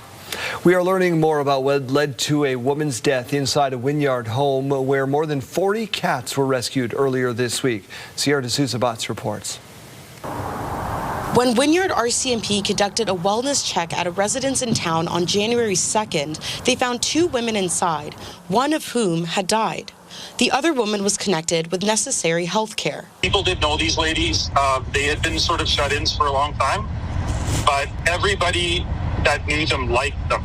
You know, they were not ostracized in the community. People did like them. The house was being warmed by space heaters and was filled with garbage piled several feet high. Mozart's Empathy Animal Sanctuary was called in to help remove dozens of cats from the home, with more believed to be inside. They're just coming out of nowhere. We're not sure where they were. Veronica Hermiston says she could tell the cats were loved and cared for, adding she has seen cases like this before. We go into homes and we help people that have overpopulation problems with cats and dogs. So yes, we could have helped sooner, for sure, or just taken them a little bit at a time from the family, and many things like that, preventative care. A close family friend who did not want to appear on camera says the woman who died was an incredible person, and it's sad it had to come to this, wishing someone would have stepped in sooner. Adding she fed the animals better than she fed herself, and the health system let her family down. Now, the community is asking for support for families who find themselves or their loved ones in similar situations. There just needs to be the ability for systemic intervention into severe mental health issues and not have to wait until the person is in such bad condition that they become an immediate threat to themselves. Questions still remain about what will happen to the home. CTV News has reached out to the town of Wynyard for comment, but did not hear back in time for broadcast. Sierra D'Souza Butts, CTV News, Wynyard. The Prince Albert Police Service continues to investigate the circumstances surrounding the fire that burnt down the Salvation Army building on Christmas Day. Police will determine if the fire was a criminal act or not by examining all evidence available after an investigation by the fire department determined the fire was likely arson. Neighboring businesses Fresh Air Experience says it's alarming the fire could have been intentionally set. I'm not sure, how to kind of process it and move forward because, if someone's going to do that to an organization that provides such an important service to our community, it's as a society, it's tough. It's tough to handle. Police continue to investigate with the help of their forensic identification team. The last living member of Saskatchewan's Tommy Douglas government has died. Kim Thorson was 93. He was first elected to the legislature in 1956 and served as Minister of Industry and Commerce during the 1970s. Wayne Mantika looks back at his life and legacy. For pictures. At NDP headquarters, staff paused to reminisce about the life and accomplishments of Kim Thorson. Young Kim enjoys politics. He was the youngest member elected at the time. He was 24 years old when he was first elected. Thorson served one term in the Douglas government. Some of my earliest memories are going to political meetings with Tommy Douglas speaking. And I guess that was the main inspiration. It was an historic era as plans were made for Medicare. That was the government that delivered on the dream and vision of Medicare. They changed our country and they changed healthcare forever. Kim and his incredible colleagues will not be forgotten. Thorson spent a decade away from politics before being re-elected to a second term in 1971. He served as Minister of Industry and Commerce in the Blakeney government. A real loss in terms of a legacy and a connection to a whole bunch of history about governments that made Saskatchewan a better place for everyone. He was someone that later premiers relied on for advice. As Premier, and I know the same can be said of Roy Romano, we counted on Kim's counsel for the years that we were in government. Kim Thorson spent most of his life working as a lawyer in Estevan, Regina, and Weyburn. He was a longtime member of the Rotary Club and served on numerous boards. He is being remembered as a person deeply committed to his community. Wayne Mantika, CTV News, Regina. In other news this morning, the 23 players who will represent Canada in women's hockey at the Olympic Games will be unveiled today. The team will open its defense of its gold medal February 5th against Finland in Milan. The Canadians will also face Switzerland, Czechia, and the U.S. in Group A, which features the world's top 5 seeds. All Group A teams and the top 3 in Group B will play quarterfinals. Canada has won 5 of 7 gold medals since women's hockey made its debut in Nagano in 1998. Jacksonville Jaguars quarterback Trevor Lawrence is the toast of the town these days. I was waiting for the friend, and out walks Trevor Lawrence. And instead of asking for a picture, I asked to squat him instead. Natasha Lane ran into the team at a local bar on Sunday night after they closed out their regular season with a win. As you heard her say, rather than asking for a picture or an autograph, she got to do 5 squats instead. As a bonus, she did get a photo in the end. Jacksonville hosts Buffalo in the wild card. You can see that in the NFL playoffs right here on CTV. Super producer Nathan, big fan of the Jacksonville Jaguars. The only one that I know, in fact. Yeah. So it's him versus your husband, who's a massive Bills fan. Big Buffalo Bills There's fan. A fight brewing. Yeah, actually, Nathan was trying to get me to wear the opposing team's jersey this weekend. Would be funny. I don't know if my husband would find it funny. Might put you through a table like Bills fans do. All right, let's get on over to the weather center here. Still dark out there to start the day, no surprise. We are seeing temperatures a little bit lower than what we have been seeing for the past few days, when we've been seeing such wonderful temperatures, even with some melt happening, some positive temperatures down towards the south.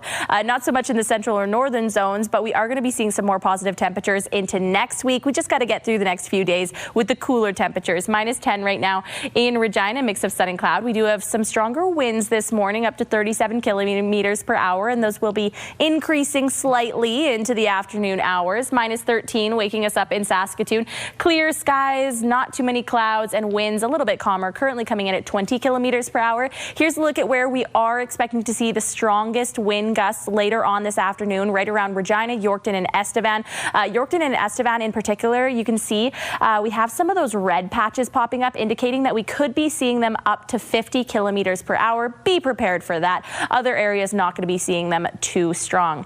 Now this morning we do have some active weather in the province. You can see on your screen, this is actually current right now, so some flurries in the area surrounding Regina and areas farther to the north. Areas even farther north than Prince Albert also seeing some of those flurries this morning. Yorkton likely to be seeing some of those flurries into the later parts of the morning and early afternoon, pushing away for the evening hours into Manitoba. And then we're just looking forward to Saturday. Saturday we have some more of those flurries coming in, could be impacting areas around Saskatoon in the early morning hours on Saturday. Prince Albert going to be seeing some of those flurries as well, and a few smaller patches down towards the south right around that American border. And then into the evening, we really just see it sticking around areas in northern Saskatchewan. Current temperatures looking like we are seeing some slight improvements in some areas. In particular, La Ronge, we're now at -9, so a warm spot around all those cool spots. -11 in Nipawin, -14 for Melfort, and -16 right now in Hudson Bay. Down towards the south, -7 in Assiniboia, -9 right now in Estevan. Regina waking up again, -10, Yorkton -20, and -15 in Wynyard. Our 5-day forecast showing that temperatures are really improving on Sunday. So we just got to get through today and tomorrow. Sunday, 2 degrees for Regina, some mixed precipitation on the way for Monday. 2 degrees though, and then 3 degrees on Tuesday. In Saskatoon, -12 today, -5 on Saturday, 1 degree on Sunday, 2 degrees on Monday with some flurries on the way, and 2 degrees on Tuesday, a mix of sun and cloud. Here's what's happening in our community. The Club 66 Social Dance happens Friday, January 9th at 7:30 p.m. This is at the Regina 55 Plus Community Center, 2134 Winnipeg Street. Call 306-529-6381. A Malanka Supper and Dance happens January 10th at 5 p.m. at the Hazel Dell Recreation Center, 306-547-4284. If you'd like your event featured here, all you got to do is email us, reginacommunity@bellmedia.ca, at least 2 weeks in advance. Regina Crime Stoppers has released its 2025 year in review, highlighting tips, arrests, and community impact. 917 tips were received last year, leading to 44 arrests, 81 cases cleared, and 56 charges laid. Kevin Basandowski is the president of Regina Crime Stoppers. Sean Fenwick is a inspector with Regina Police Service. They're in studio with us this morning. Thank you so much for doing this, gentlemen. Yeah, thanks a lot for having us. It's always our pleasure. Kevin, we'll start with you. Just remind people out there what Crime Stoppers is all about. Crime Stoppers is a volunteer, non-profit-run board that assists the RPS by getting anonymous tips from the general public in attempts to solve and prevent crime. And Sean, they've done a wonderful job for you. I listed off some of the statistics there. This goes a long way in doing what you guys have to do. Yeah, you know what? It's always been a fantastic partnership, an incredible tool for the Regina Police Service. You know, it's tried, tested, and true. It's over 41 years that we've been working together on this, and I can't tell you enough about the appreciation we have for the folks over at Crime Stoppers assisting us solve crimes and I guess decrease victimization. Kevin, these numbers are great. What's leading to the success? Is it new ways to send in tips? No, you know, we have 3 ways to send in tips. We have the phone, we have the online, and we have the p3tips.com. But we really think that, you know, and you never know because Crime Stoppers is anonymous, but we really think that there's a couple things. One, people want to see their community be safer. We think there is some, of course, economic factors to it, but the last couple of years, Regina Crime Stoppers has really focused on outreach and education. So we've been able to get out more into the community, educate people about what Crime Stoppers is, and we think that's directly contributing to the increased numbers. Sean, I rattled off some of those numbers. We talked about them off the top. What jumps off the page to you? You know, I think the value in tips that were approved this year, I would say that it means that some bigger cases are being solved, some larger rewards are being authorized, and you know, still there's people picking up their tips, but it still amazes me that a lot of those tips are unclaimed, and you know, people in the community are doing this for the right reason. We're not in this alone. You know, we have our partners at Crime Stoppers, but it is the people in the community that we need to help us make our community safer. We're all in this together, and with the community helping with this, and you know, you see something, say something, it goes a long way. Kevin, you can't do this without, this is a volunteer organization, you can't do this without some sort of fundraising and things like that. You're bringing back a classic. We are. You know what, we've always done our golf tournament, which has had you know, fantastic results, but we started our reenactments this year. We sort of thought about, you know, where we came from and our roots, and we decided, you know what, one of the things I always loved as a kid is watching jail and bail. So we're going to try and bring back the jail and bail theory. We're going to bring it to the Cornwall Center. We're going to be out looking for some Regina celebrities, bring them in with RPS, and then have them do a little bit of fundraising work for us. I got one that stands in front of a green screen most days. Well, you know what? We'd be happy to watch her taken away in cuffs. We'll have to talk. We still haven't announced the date and some of the details, but we'll get in touch with you because, you know, we're always looking for unwilling participants. And you're putting the logo on new garbage bins as well? Yeah. There's more awareness? The city's done a fantastic job, so they're going to start putting out the information on all the new recycling and garbage bins, and then, of course, any replacement bins are out there. So just more exposure. You know, we're a lighthouse. We're always out there, and then when people need us, they can find us. Thank you for bringing in those tips, and Sean, for doing the hard work that you guys do. Yeah, thank you. Pleasure. Crime Stoppers is brought to you by Leak Audiology, helping you live well with better hearing.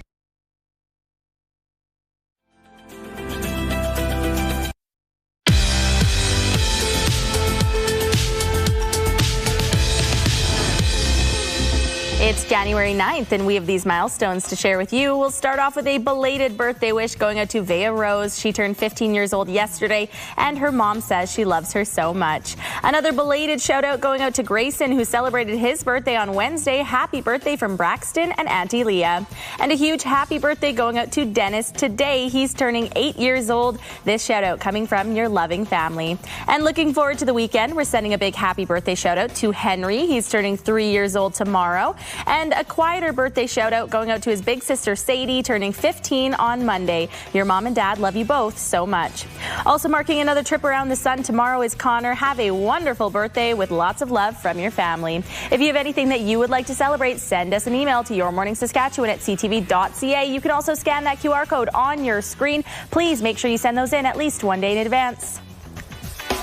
Milestones, brought to you by Harbor Landing Village, an award-winning senior care and living community in Regina. Let's head back out to Wascana Park this morning and check in once again with Janelle Lippi. Good morning. I am back down at Wascana here. This time around, I have Jenna Schrader here with me. Now, Jenna, let's talk a little bit about other fun activities that you guys are hosting here. Behind us is a beautiful skating rink. What else do you guys have on the agenda? Thank you so much for having me this morning. The rink, which people have come to know and love about winter in Wascana, come down this weekend, starting on Saturday. You can come and skate. We are also going to have some free skate rentals, youth sizes only. We have some limited number of skates, but if people don't have skates, we do welcome them to come down and try it out. The boards for the rink are going to go up next week, and we'll have the wonderful full rink in Wascana all set up. Amazing. All right, so some fun skating going on here. What else do you guys have on the agenda for fun things for people to join in on? Yeah, so we have all of our pathways that are open during the summer. They're cleared. People can come and walk and enjoy them in the winter, but then there's also some fat bike trails and cross-country skiing. So there is lots to do in Wascana during the winter. Amazing. And previous years compared to this year, what are you hoping to see as that turnout? We're hoping that people will come out and enjoy the winter. Winters can be really long here in Saskatchewan, but we're trying to give people some free family fun to look forward to on the weekends. Fantastic. Well, hopefully that weather behaves. Hopefully we get lots of people out here because it sounds like a lot of fun. Thank you so much, Jenna. Once again, that is every Saturday this January. Come on out to Wascana. You're not going to want to miss it. Chase, what's happening on the radio dial today? We're asking you today, what is something that you just cannot remember? No matter how hard you try, it doesn't lock in. People are texting in postal codes, co-op numbers, phone numbers as well. One for me, I'm terrible with names. I will forget a person's name instantly. However, pets' names, those get locked in for life. I've chosen my priorities, no regrets. You can text us with what you can't remember to 54321. And also a gentle reminder for you to enter for pure access to win those concert tickets for every show of 2026. We're going to start calling some names on Monday. So purecountry927.ca, and you can enter each and every day for that. We overshare here. Kayleen's trying to remember her gym locker code, so she had AI make a song up. And part of the song was, you can remember 16 because it's one more than 50. And so obviously you're going to remember that.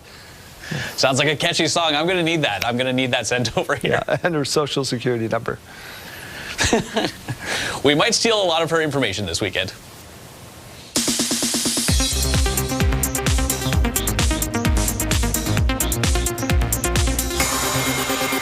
Matt, why did you become a comedian? Sex. I see. The one and only Mel Brooks. Mel Brooks, the 99-year-old man, looks at the comedy legend's extraordinary life and career, featuring new interviews and rare archival footage. The two-part documentary premieres January 22nd on HBO and HBO Max. What the hell going on? Oh, we heard tale of a party. Nominations are out for the Directors Guild of America Film Awards. Ryan Coogler for Sinners, Paul Thomas Anderson for One Battle After Another, Guillermo del Toro for Frankenstein, Josh Safdie for Marty Supreme, and Chloe Zhao for Hamnet. The 78th Annual DGA Awards take place February 7th. I'm sailing away.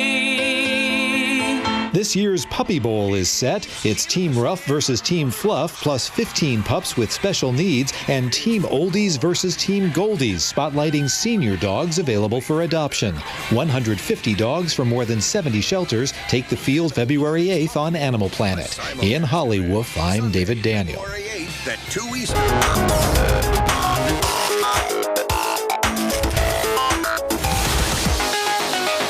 Do I wish I was in Hollywood right now. My goodness. No one wants to see a crying baby on a plane if you're on your way to Hollywood, unless maybe you're next to this guy.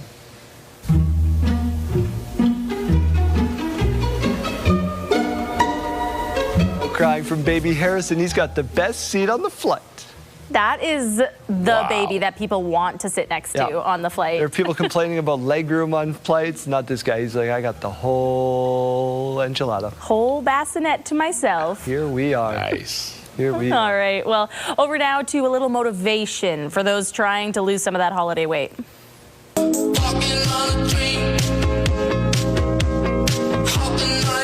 Look at his little legs go. This is Milton, the dashing dachshund, getting his 10,000 steps in. Did you see his handle, his social media handle there? No. Milton the Sausage. Oh, cute.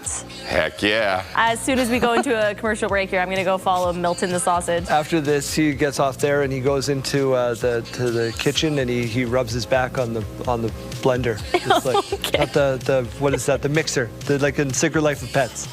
Oh yeah.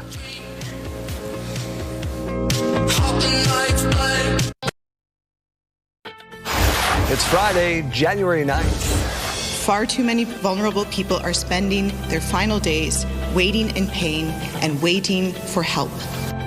Saskatchewan's NDP raising concern over a new report about healthcare wait times. Residents on the Peter Ballantyne Cree Nation are being urged to reduce water consumption following a failure with the community's water system.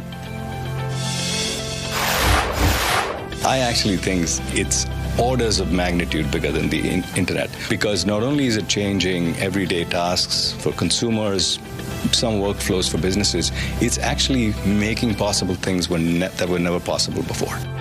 A Saskatoon tech company is leveraging AI to help solve a time-consuming problem for many small businesses, those unanswered customer reviews. Stay with us, Saskatchewan. Your morning starts right now.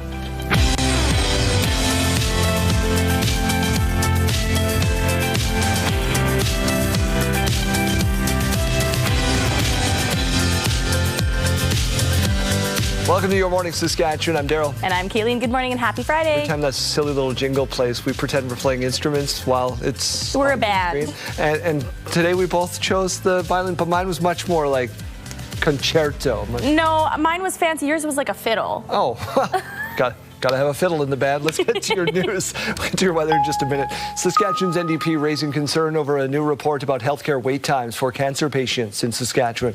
According to the Cancer Agency data obtained by secondstreet.org, 86 people with cancer died in 24-25 in the fiscal year before receiving treatment, many before ever seeing an oncologist. The report shows patients were diagnosed with cancers including lung, colorectal, liver, and more. The NDP says wait times are forcing some to seek care outside of the province, while others are just left waiting. Far too many vulnerable people are spending their final days waiting in pain and waiting for help. This isn't acceptable, and it's time for big, bold change in healthcare. In a statement, the Saskatchewan Cancer Agency says it treats more than 7,600 people with cancer every year, and several factors can lead to deaths while on wait lists, including late-stage discovery or pursuing other treatment options. The province said it's committed to ensuring patients get timely access to care, and Saskatchewan is making progress on those medical wait lists. Tensions remain high south of the border this morning after multiple shootings involving federal immigration agents this week, one of which proved to be fatal. Minnesota Governor Tim Walz has declared today to be a day of unity as protests continue following the shooting of an immigration and customs enforcement agent on Wednesday that left Renee Good dead.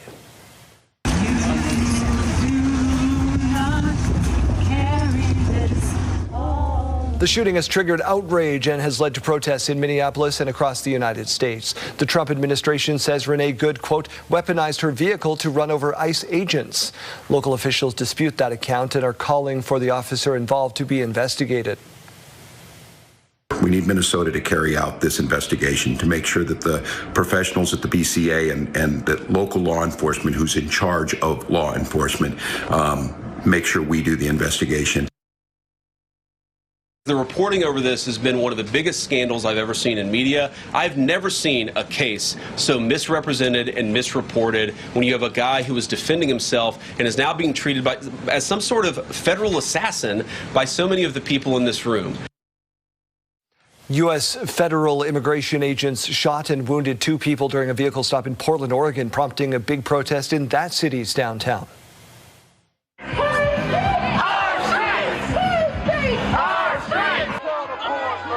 Hundreds of protesters filled the streets chanting slogans and facing off with police in riot gear. At least one person was arrested. The Department of Homeland Security says earlier in the day 2 people were shot during a, quote, targeted vehicle stop of a Venezuelan gang member. Federal officials claim the driver tried to run the agents down. Portland's mayor and the governor of Oregon are calling for ICE agents to halt operations in the city.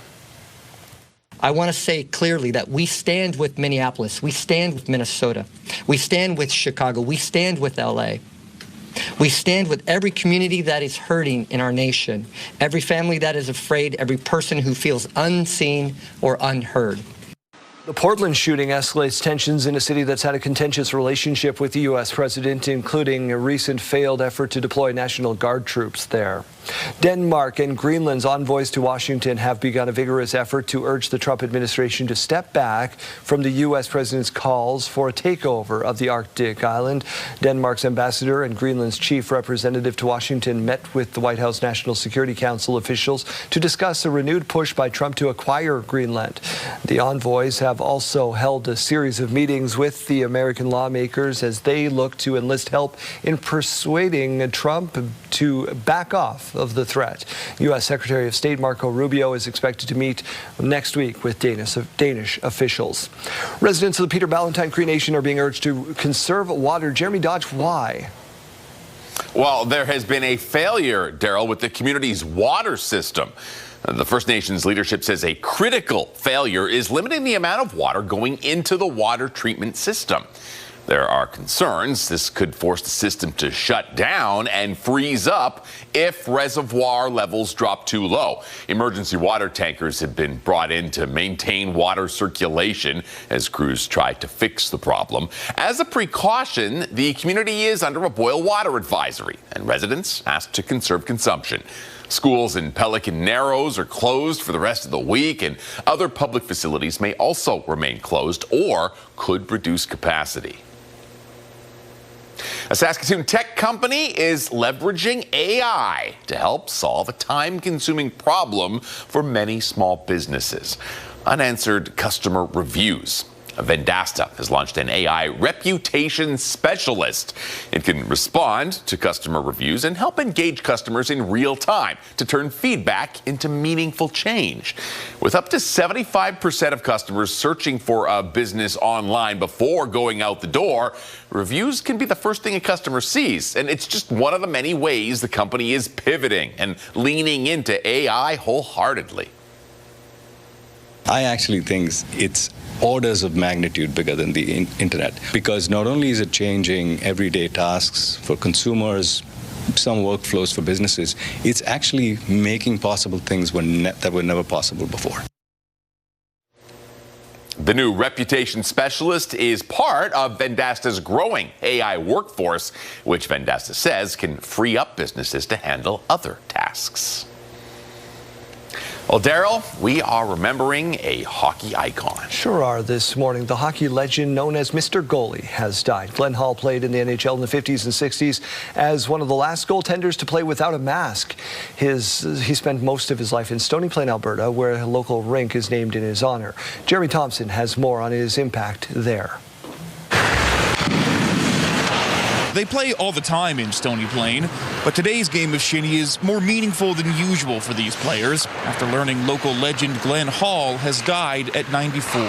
This is his barn, right? It's named after him. He's played here. He's from here. It's a big icon. It's an NHL icon, Hall of Famer. Every time you come in, you feel his presence here, and just kind of go out there today of all days. It kind of feels nice, like you're kind of almost with him in a way. Glenn Hall was born in Humboldt, Saskatchewan, but he and his family called Stony Plain home for more than 50 years. It was just his character, his focus on family, his focus on community. Those are the things that trickled down. The arena bears his name, and a large mural on the outside depicts his life and hockey career. The accolades are almost endless for Hall. Over 18 years with 3 different teams in the NHL, he earned awards for top rookie, best goalie, 7 All-Star appearances, and a Stanley Cup with the Blackhawks. He also inspired players who came after him, like Cam Connor, with his record 502 consecutive games played, more if you count the playoffs. He was always a soft-spoken man, very gentle, and probably a little crazy because who is going to play a net without a mask? In retirement, Hall was always in the community. His grandson Grant recalls the attention and respect he received in Stony Plain. I'd see that every time I went to visit him, and I know normal grandpas aren't signing 200 pucks over a 6-pack of beer, but I mean, it was always special when he was around. Very supportive. Stevenson and the rest of the family are thankful for the kind comments and tributes they've seen for Hall since his death, now reflecting on the little moments that made him special to them. Some of my best memories as a kid is time spent on the farm with Grandpa Glenn, driving around in his truck, teaching us how to drive, or golfing with us in the front yard, stuff like that, skating on the slough. Jeremy Thompson, CTV News, Stony Plain. A true hockey icon, and beautiful day to get outside and maybe play a pickup game in his honor today. Yeah, absolutely. We've actually been watching these colors this morning as they've been morphing. The blue color is the good news. Those are the warmer, not warm, but more mild temperatures. And we have way up north, those pink colors, those are the colder places this morning, kind of circling around those blue colors now. So we've been watching those temperatures as the more mild temperatures go up towards the north, meaning -10 in La Ronge right now, -16 in Prince Albert, -12 in Melfort, -19 over in Buffalo Narrows, -13 in Spiritwood, down towards the south, -11 in Saskatoon this morning, -8 in Regina right now, and -9 in Assiniboia. Later on this afternoon, we are going to be seeing some stronger winds, particularly down in the southeast corner today, meaning Weyburn and Estevan could be seeing winds surpassing 50 kilometers per hour. -7 is the expected afternoon high, though, for both of those cities. -9 in Yorkton with some of those flurries in the late morning, early afternoon. -12 for Saskatoon this afternoon with a mix of sun and cloud. Regina -9, Moose Jaw -7, and Swift Current -8. As I talked about, some flurries are on the way. So we did see them in the areas surrounding Regina this morning. They are starting to push away from us. Still seeing some of those flakes, though, in areas up north this morning and the Parkland region. This is what we're paying attention to in particular with the most of those flurries this morning. It's still not going to be a lot, but most of those will be falling in areas around Yorkton into the mid-afternoon before pushing away into Manitoba. Then we're just talking about a nice mix of sun and cloud for the rest of the day. And then we do have some more flurries on the way for Saturday, mainly impacting northern Saskatchewan, however. Today's wind gusts, as we mentioned, stronger down in that southeast corner. So you can see some areas around Estevan and Yorkton have those red patches popping up during the middle part of the afternoon there. That's when we're going to be seeing the strongest wind gusts. Regina could be seeing them surpassing 40 kilometers per hour. Saskatoon and Swift Current, Prince Albert and Hudson Bay, not quite seeing them as strong. 7-day forecast looking beautiful, though, especially the temperatures Sunday and onwards. 2 degrees on Sunday for Regina, 2 degrees on Monday with some mixed precipitation on the way. Things are likely to get very slushy on that day. 3 degrees on Tuesday, 1 degree on Wednesday, and 0 degrees on Thursday with some more flakes on the way. In Saskatoon, more of the same, so we're getting through today and tomorrow with the cooler temperatures, and then Sunday 1 degree, 2 degrees on Monday with some flurries, 2 degrees on Tuesday, and -1 on Wednesday, 0 degrees on Thursday.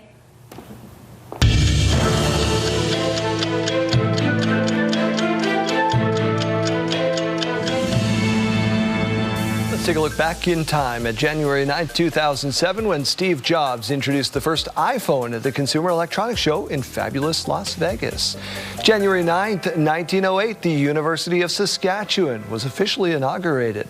January 9th, 1867, the British North America Act was given first reading in the House of Commons in London.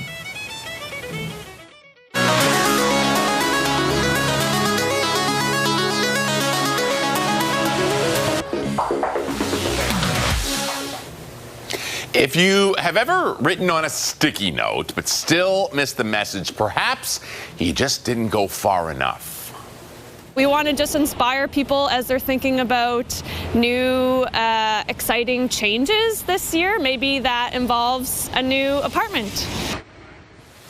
Yeah, you got to go big. This is part of a new marketing campaign by a 14-story apartment building in Halifax. Look how big those are. The campaign's called New Year, New Apartment, and they're hoping to catch the eye of future tenants. The notes are stuck from the north end to the south end of the city with common New Year's resolutions written on each one. Yeah, you should all start podcasts. That's what you should all do. Yeah, yes, I've always we said. need more of those. More, if I could consume more content, Yeah. that would be great. Not enough.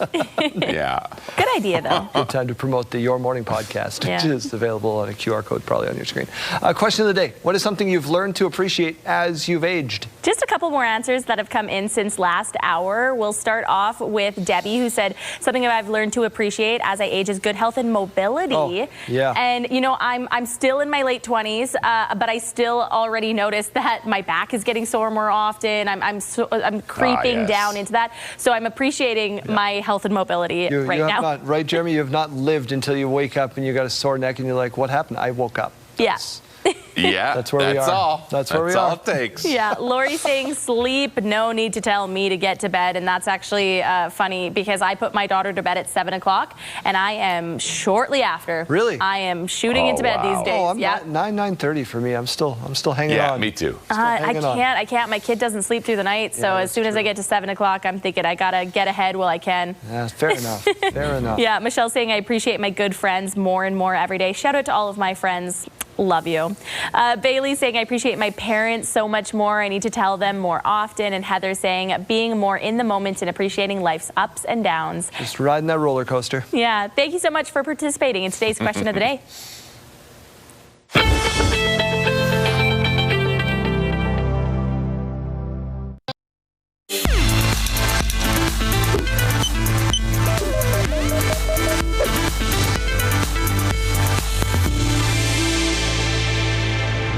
I had a pretty severe migraine. Emily True rang in the new year with a trip to Outlook's emergency department. She needed to see a doctor, but the only one available was virtual. There are people that are frustrated with it, but at the same time, a virtual physician is better than not being able to see anyone at all. The town is one of several that struggles with recruiting doctors. Vacant shifts are sometimes filled with virtual physicians connected either by phone or video call. My little girl had pneumonia, and because a doctor couldn't physically see her and see her breathing, they debated sending her to the city.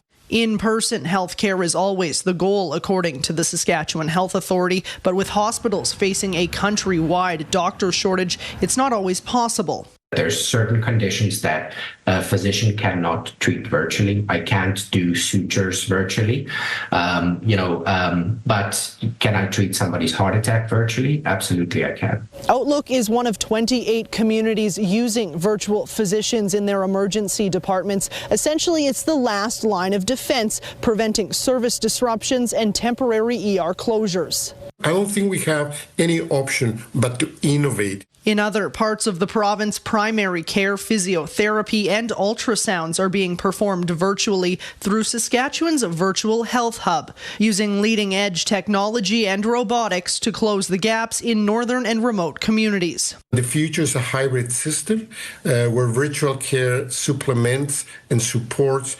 human care. Doctors say human touch is still just as crucial in delivering services, and that's something many don't want to lose. Allison Bamford, CTV News, Outlook, Saskatchewan.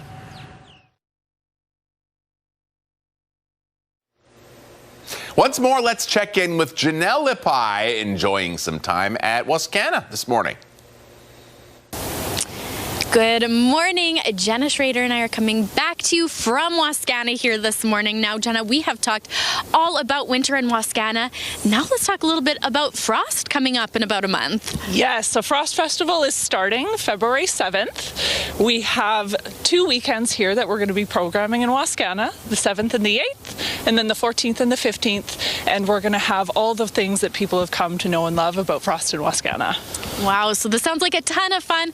Let's talk about some of those activities. Yes, so for both of the weekends, we are going to be having the horse and wagon rides. People can come to Ledge Landing to line up for those. The second weekend only, we will be having the dog sleds back on the QE2 East. But then throughout the festival, the rink in Wascana is going to be open. We'll have those skate rentals again for the youth. Anybody can come down and bring their skates and enjoy it. Hopefully, if we get some more snow, we'll have our Mount Wascana back and just programming in the tent. Wow. All right. So for the tee up to this, how have you seen the community respond? Are they excited? Yes, people have really come to respond well, and they've come to love Frost Festival and just getting out doing some wonderful things during the winter. What we focus on here in Wascana is the free family fun during the days. So we'll be running Frost from 11 until 3 p.m. on all the 4 days that we're programming.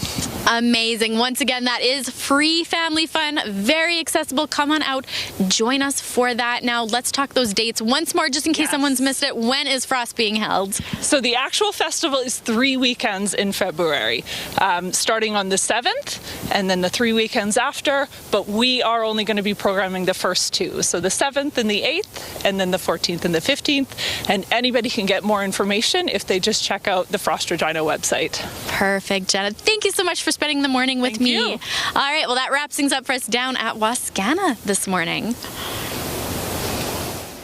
There, thank you very much, Janelle. Well, the final timber beam is now in place at Saskatoon's new public library, a major construction milestone for a project that is set to change the city's downtown core. CTV's Laura Woodward takes a look at how the new building is taking shape. Glass panels are going up, and inside the final timber beam is set. We put our last mass timber beam up and had a little bit of a ceremony and celebration for that milestone, so that's pretty exciting.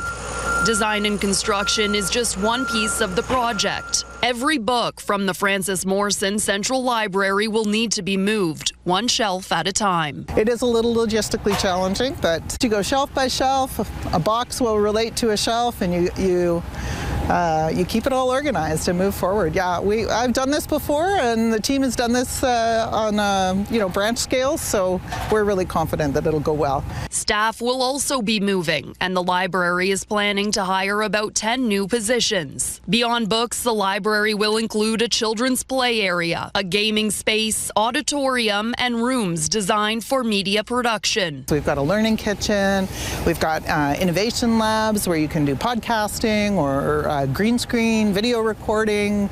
The project comes with a price tag of $150 million, about $16 million more than the original estimate. For the average Saskatoon homeowner, that translates to less than a $2 bump to the library levy this year. The construction began here in June 2024, and the building remains on track to open next year in 2027. Laura Woodward, CTV News, Saskatoon. It's Chase from Pure Country Mornings, back to count down our first top 5 of 2026. This guy, we get to see him at Country Thunder this year. He starts us off at number 5. Max McNown, Better Me For You. Better Me For You. Parma Lee jumping into the countdown. They are number 4 with Cowgirl. I fell in love with a cowgirl. New music coming this year from her. Megan Maroney is number 3 with 6 months later. 6 months later. Tucker Whitmore picking up exactly where he left off. He is runner-up again with 3, 2, 1. And our first number 1 of 2026 belongs to Josh Ross. Hate How You Look is this week's top song. Girl, I hate how you look moving on. Thanks for counting down this week's top 5 with us. Catch these and all of your favorites in Pure Country 92.7. You can find us with the free and improved iHeartRadio app. Wardrobe consideration by Colin O'Brien Man's Shop, defining contemporary style for over 20 years.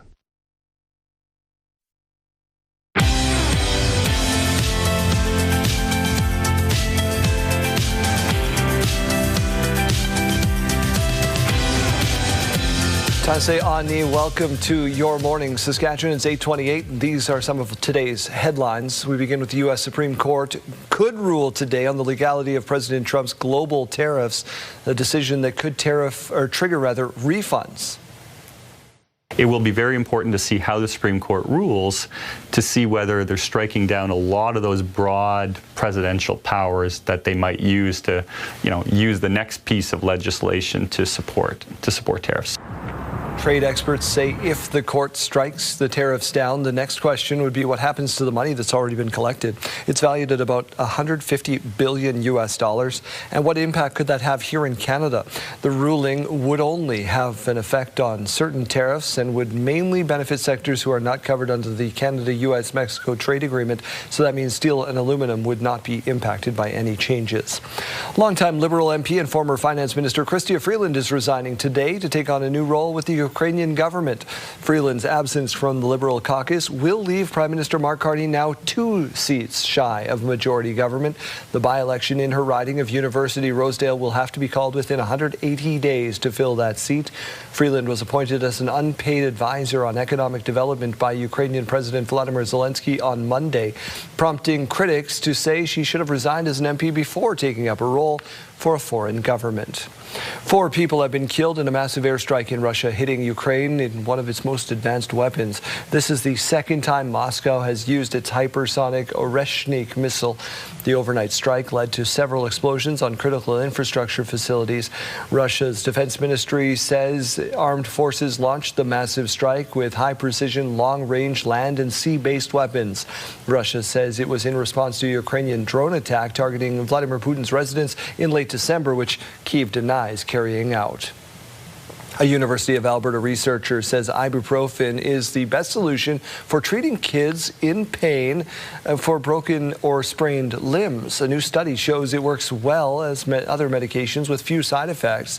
Researchers studied the use of ibuprofen on its own compared to the use alongside acetaminophen and its use with hydromorphine, a powerful oral opioid. The study found adding other drugs made no difference in the pain. And we think that's because ibuprofen is anti-pain and also anti-swelling. And when you break a bone or you have a sprain, the biggest problem is swelling. So if you get that swelling under control, we don't need to add on all these extra drugs that bring extra side effects. In my practice, I will use ibuprofen now. Dr. Samina Ali says if a child cannot make it to their next dose of ibuprofen, her recommendation would be to give acetaminophen in between doses. She says it's the largest clinical trial for children's pain for fractures or sprains that's ever been done in Canada. The study included nearly 700 children. The U.S. Senate voting to advance a war powers resolution yesterday, pushing back on further military action unless authorized by Congress. Mary Bruce reports. This morning, as his administration seeks to assert U.S. dominance in the Western Hemisphere, President Trump telling the New York Times the only thing that can limit his global power is his own morality. Do you see any checks on your power on the world stage? Is there anything that could stop you if you wanted to? Yeah, there's one thing, my own morality, my own mind. It's the only thing that can stop. But on the Hill, the Senate trying to reinforce guardrails. In a rare rebuke from Republicans, the Senate narrowly agreeing to move forward to a vote to curb the president's use of force in Venezuela. 5 Republicans crossing party lines and joining Democrats to try and block the president from being able to send troops into Venezuela or anywhere else without congressional approval. This resolution is limited to Venezuela, and it says that for future armed hostilities, there needs to be congressional authorization. Trump slamming his defectors, saying they should be ashamed for attempting to take away our powers to fight and defend the United States of America, and adding that those 5 Republicans should never be elected to office again. Trump has refused to rule out putting boots on the ground in Venezuela. What would trigger a decision to send ground troops into Venezuela? I wouldn't want to tell you that because, you know, I can't give up information like that to a reporter. Mary Bruce, ABC News, Washington. Deadly protests continue in Iran. The supreme leader of that country criticizing protesters, accusing them of acting to please the U.S. president. The protests began over economic issues and have spread across Iran despite an internet blackout. Demonstrations have been chanting against the government. At least 42 people have died and over 2,200 detained, according to a U.S.-based humanitarian group. The last living member of Saskatchewan's Tommy Douglas government has died. Kim Thorson was 93. He was first elected in 1956 and served as Minister of Industry and Commerce during the 1970s. Wayne Mantika reports. Pictures. At NDP headquarters, staff paused to reminisce about the life and accomplishments of Kim Thorson. Young Kim enjoys politics. He was the youngest member elected at the time. He was 24 years old when he was first elected. Thorson served one term in the Douglas government. Some of my earliest memories are going to political meetings with Tommy Douglas speaking. And I guess that was the main inspiration. It was an historic era as plans were made for Medicare. That was the government that delivered on the dream and vision of Medicare. They changed our country and they changed healthcare forever. Kim and his incredible colleagues will not be forgotten. Thorson spent a decade away from politics before being re-elected to a second term in 1971. He served as Minister of Industry and Commerce in the Blakeney government. A real loss in terms of a legacy and a connection to a whole bunch of history about governments that made Saskatchewan a better place for everyone. He was someone that later premiers relied on for advice. As premier, and I know the same can be said of Roy Romano, we counted on Kim's counsel for the years that we were in government. Kim Thorson spent most of his life working as a lawyer in Estevan, Regina, and Weyburn. He was a longtime member of the Rotary Club and served on numerous boards. He is being remembered as a person deeply committed to his community. Wayne Mantika, CTV News, Regina. Building a backyard rink is a Canadian tradition, but a Perth, Ontario man is taking it to new heights by building an indoor ice rink in the second-story loft of his barn. Here's Peter Sperling. It's not your typical homemade ice rink. John Ryan built this in the second-story loft of his Perth, Ontario barn. If you know me, I'm a pack rat, and the first floor is full. There's no room. That's right. Ground floor is for storage. Upstairs, for fun. It's fun and it's helpful. Keep the stick tight against your skate. Originally built for his children years ago. Now his grandchildren get to enjoy skating close to home. Like, mostly every day. Like when I come home from school. Because when I'm bored, I can just come here. Do you have fun here?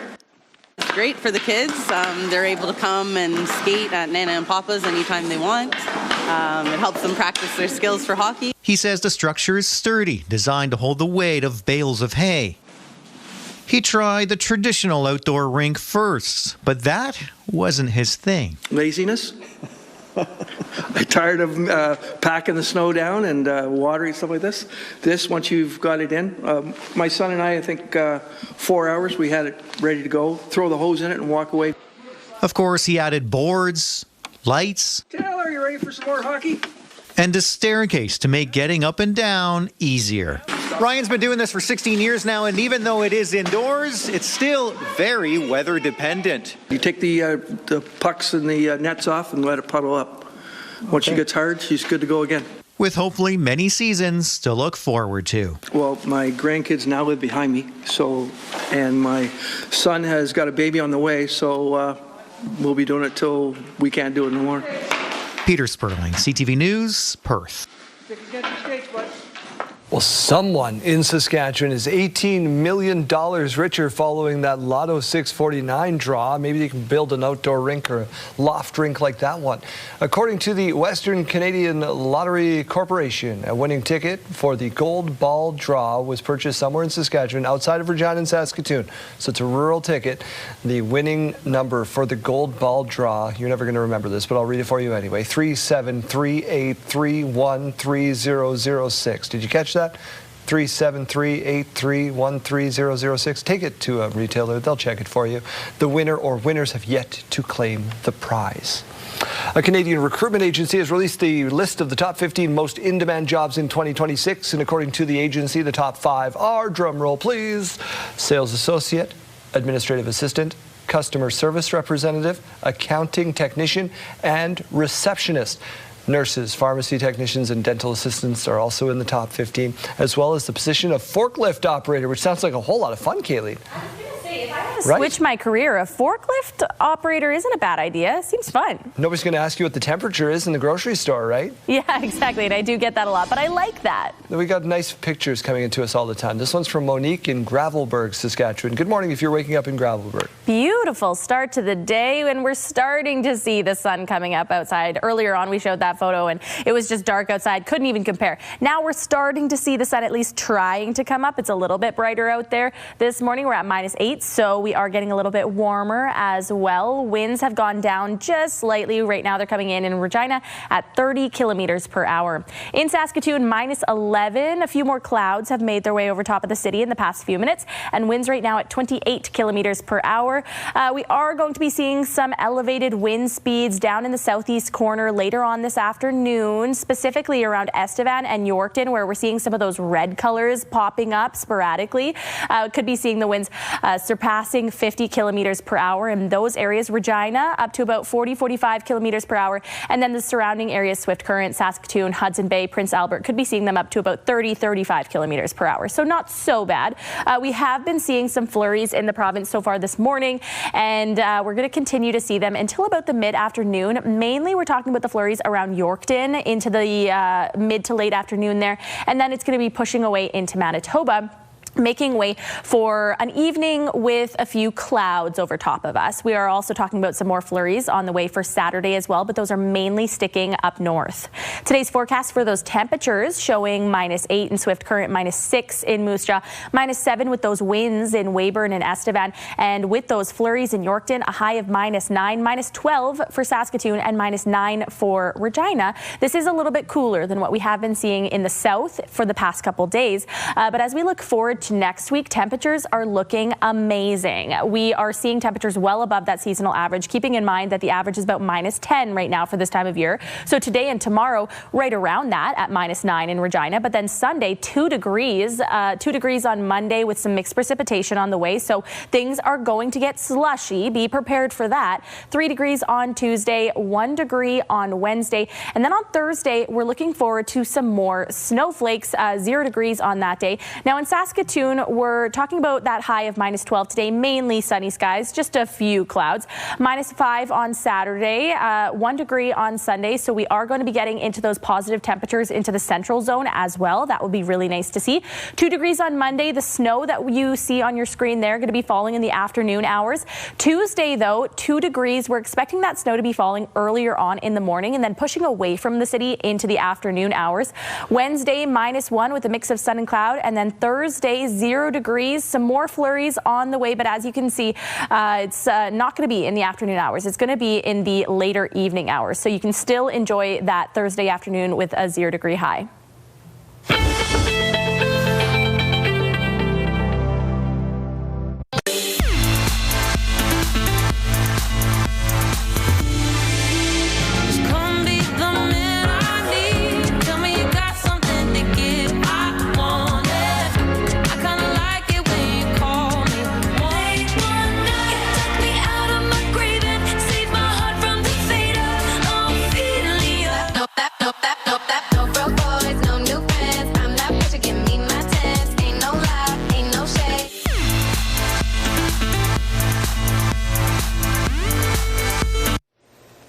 A provincial park in Alberta that's used by more than 3 million people annually is also home to a variety of animals. And cameras are revealing all that wildlife has quite the nightlife. Here is CTV's Kevin Fleming. There are 19 wildlife cameras in Fish Creek Provincial Park that are triggered by movement.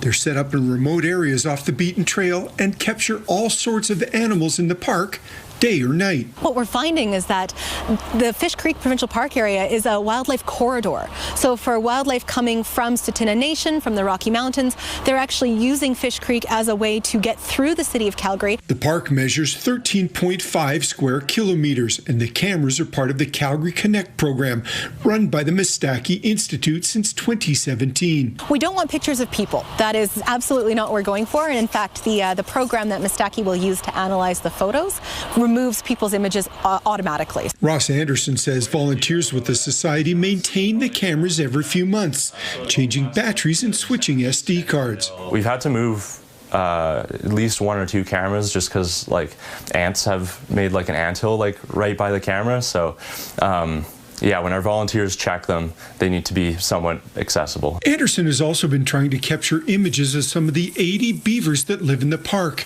But when he sets a camera up, they're hard to see because they're working in the bushes. It's kind of tricky. There was a couple spots that I thought would be really good where I set it up like facing like a active beaver channel, but when I set it up there, I actually didn't get much action from the beavers, but that's the spot where we did get the video of all the raccoons kind of washing their hands in the water. With the beavers, we have more birds, we have better success with fish spawning, especially important given Fish Creek is a feeder stream for the Bow River. The Society wants to use any video it gathers of the beavers to help educate the public on the importance of the species in the park. Kevin Fleming, CTV News, Calgary. Football season might be over in Saskatchewan, but some of the top players in the province are getting the chance to put their cleats and helmets on for some indoor competition against teams from all over North America. Damian Smith takes us inside the Battle on the Prairies. It is the largest indoor football tournament in the country.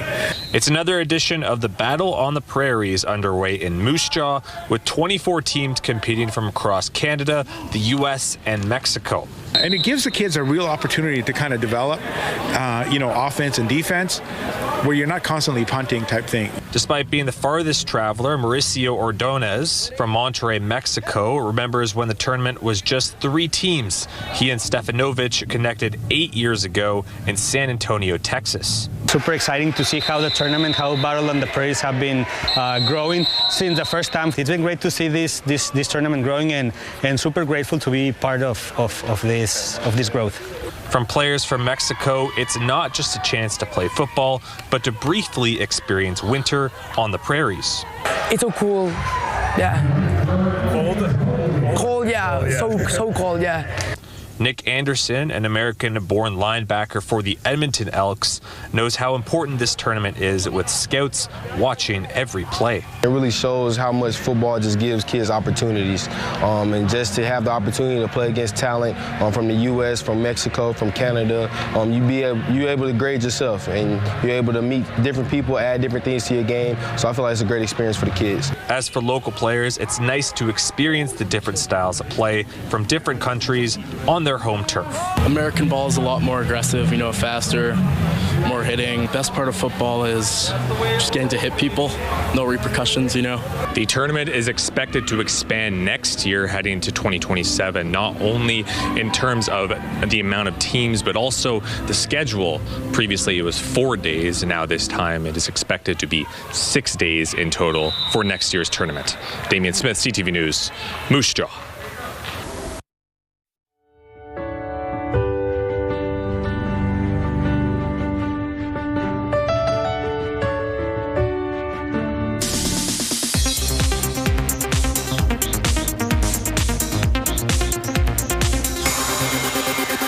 Welcome to the show, Heated Rivalry.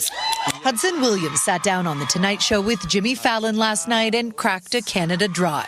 His Heated Rivalry character's beverage of choice, and a reminder of where one of the biggest shows on the planet comes from. Is it sinking in how big this show is? No.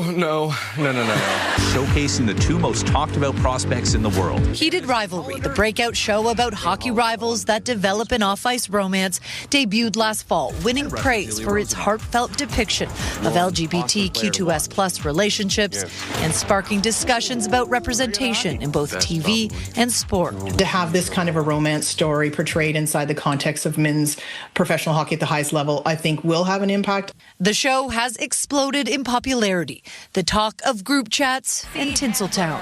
You guys made amazing, original shows that everyone couldn't stop talking about until that gay hockey show from Canada came along. And go ahead, Connor. The show is an all-Canadian export, based on a book by a Canadian author, set in Canada, filmed in Canada, and produced by Crave, a subsidiary of Bell Media, which also owns CTV. Film critic Richard Krause says Heated Rivalry is an example that Canada can be more than just Hollywood North. We're not just a production house for Hollywood productions to come here and shoot things. We can generate shows that can find a global audience. Heated Rivalry has been picked up for a second season. That is the good news for fans. The bad news is that season 2 is not set to be released until next year. Heather Wright, CTV News, Toronto.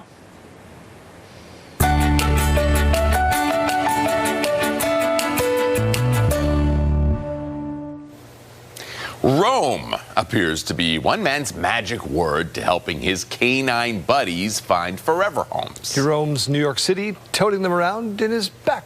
Yeah, and it all started as a friend's suggestion, and now it's become a whole mission for one New Yorker who just wants to help dogs find the right home. Here's ABC's Danny New.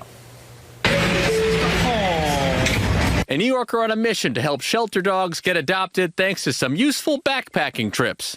There are people who shove their face into this dog, and it's heartwarming because I can see something shift in them in real time. Since the summertime, once a week. You want to go for a ride? Brian Reesberg here has been taking out dogs, usually from Best Friends Animal Society, to give them 1, a relaxing day away from the shelter, and 2, enough attention online to get adopted more quickly. All these dogs, within 48 hours, the videos would go viral, and they would get adopted, and people are just going crazy for it. Of course, it helps that Brian already had millions of followers on social media, thanks to a decade of making videos with his insanely adorable corgi, Maxine. Here they are on the Jumbotron at a Brooklyn Nets game, and the key is that backpack, which Brian helped design so he could take Maxine on the subway. Per the MTA, you need to transport them in a secure bag. We launched it on Maxine's 6th birthday, which was December 15th, 2021, and sold out in 4 minutes. People went nuts for it. Now Brian is using that backpack called Maxine 1 to transport dogs to the park or to get treats while showcasing how loving they can be to potential adopters. Recently, he even expanded to South Florida, taking Amber here from Miami-Dade Animal Services on a little beach trip. In fact, Brian says he is now 13 for 13 on helping the dog you see in the video get adopted. One commenter writing, "Thank you for using your platform to encourage people to adopt shelter dogs." I've never in my life experienced anything like the reaction to these backpack videos, and it's quite honestly changed my life. So that program is part of the shelter's Adventure Buddy program, where you can take out dogs for the day. Many shelters across the country even just let you take the dog out for a walk if you'd like. And how could you not want to do something like that? In New York for ABC News, I'm Danny New. Do that director Corey and see if I can get him adopted. Yeah, that'd be so fun. A backpack, that'd be fantastic. Let's get on to our sidebar. Terrible.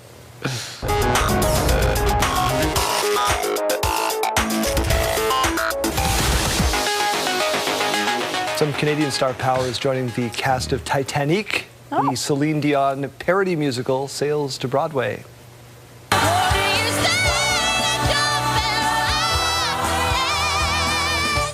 The musical follows the plot of the movie Titanic, but with the twist that Celine Dion herself is the narrator.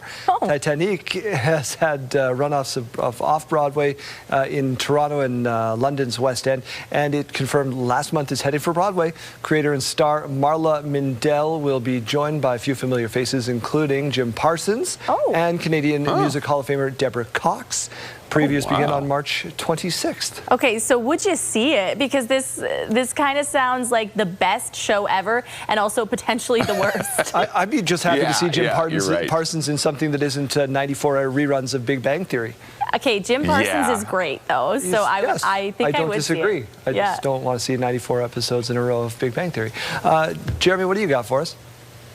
All right, we're going to talk about this new mom who is enjoying some bonding time with her twins. Now, Mom is an endangered mountain gorilla in eastern Congo, and the kids are baby boys who officials say are in healthy condition. They live in Virunga National Park, which is home to the world's remaining mountain gorillas. So. Of course. Cool. Oh, my goodness, aren't they beautiful? Wow, twins. I wonder how rare that is. Twins. Gorillas. Twins. All right, another one for you here. This isn't your typical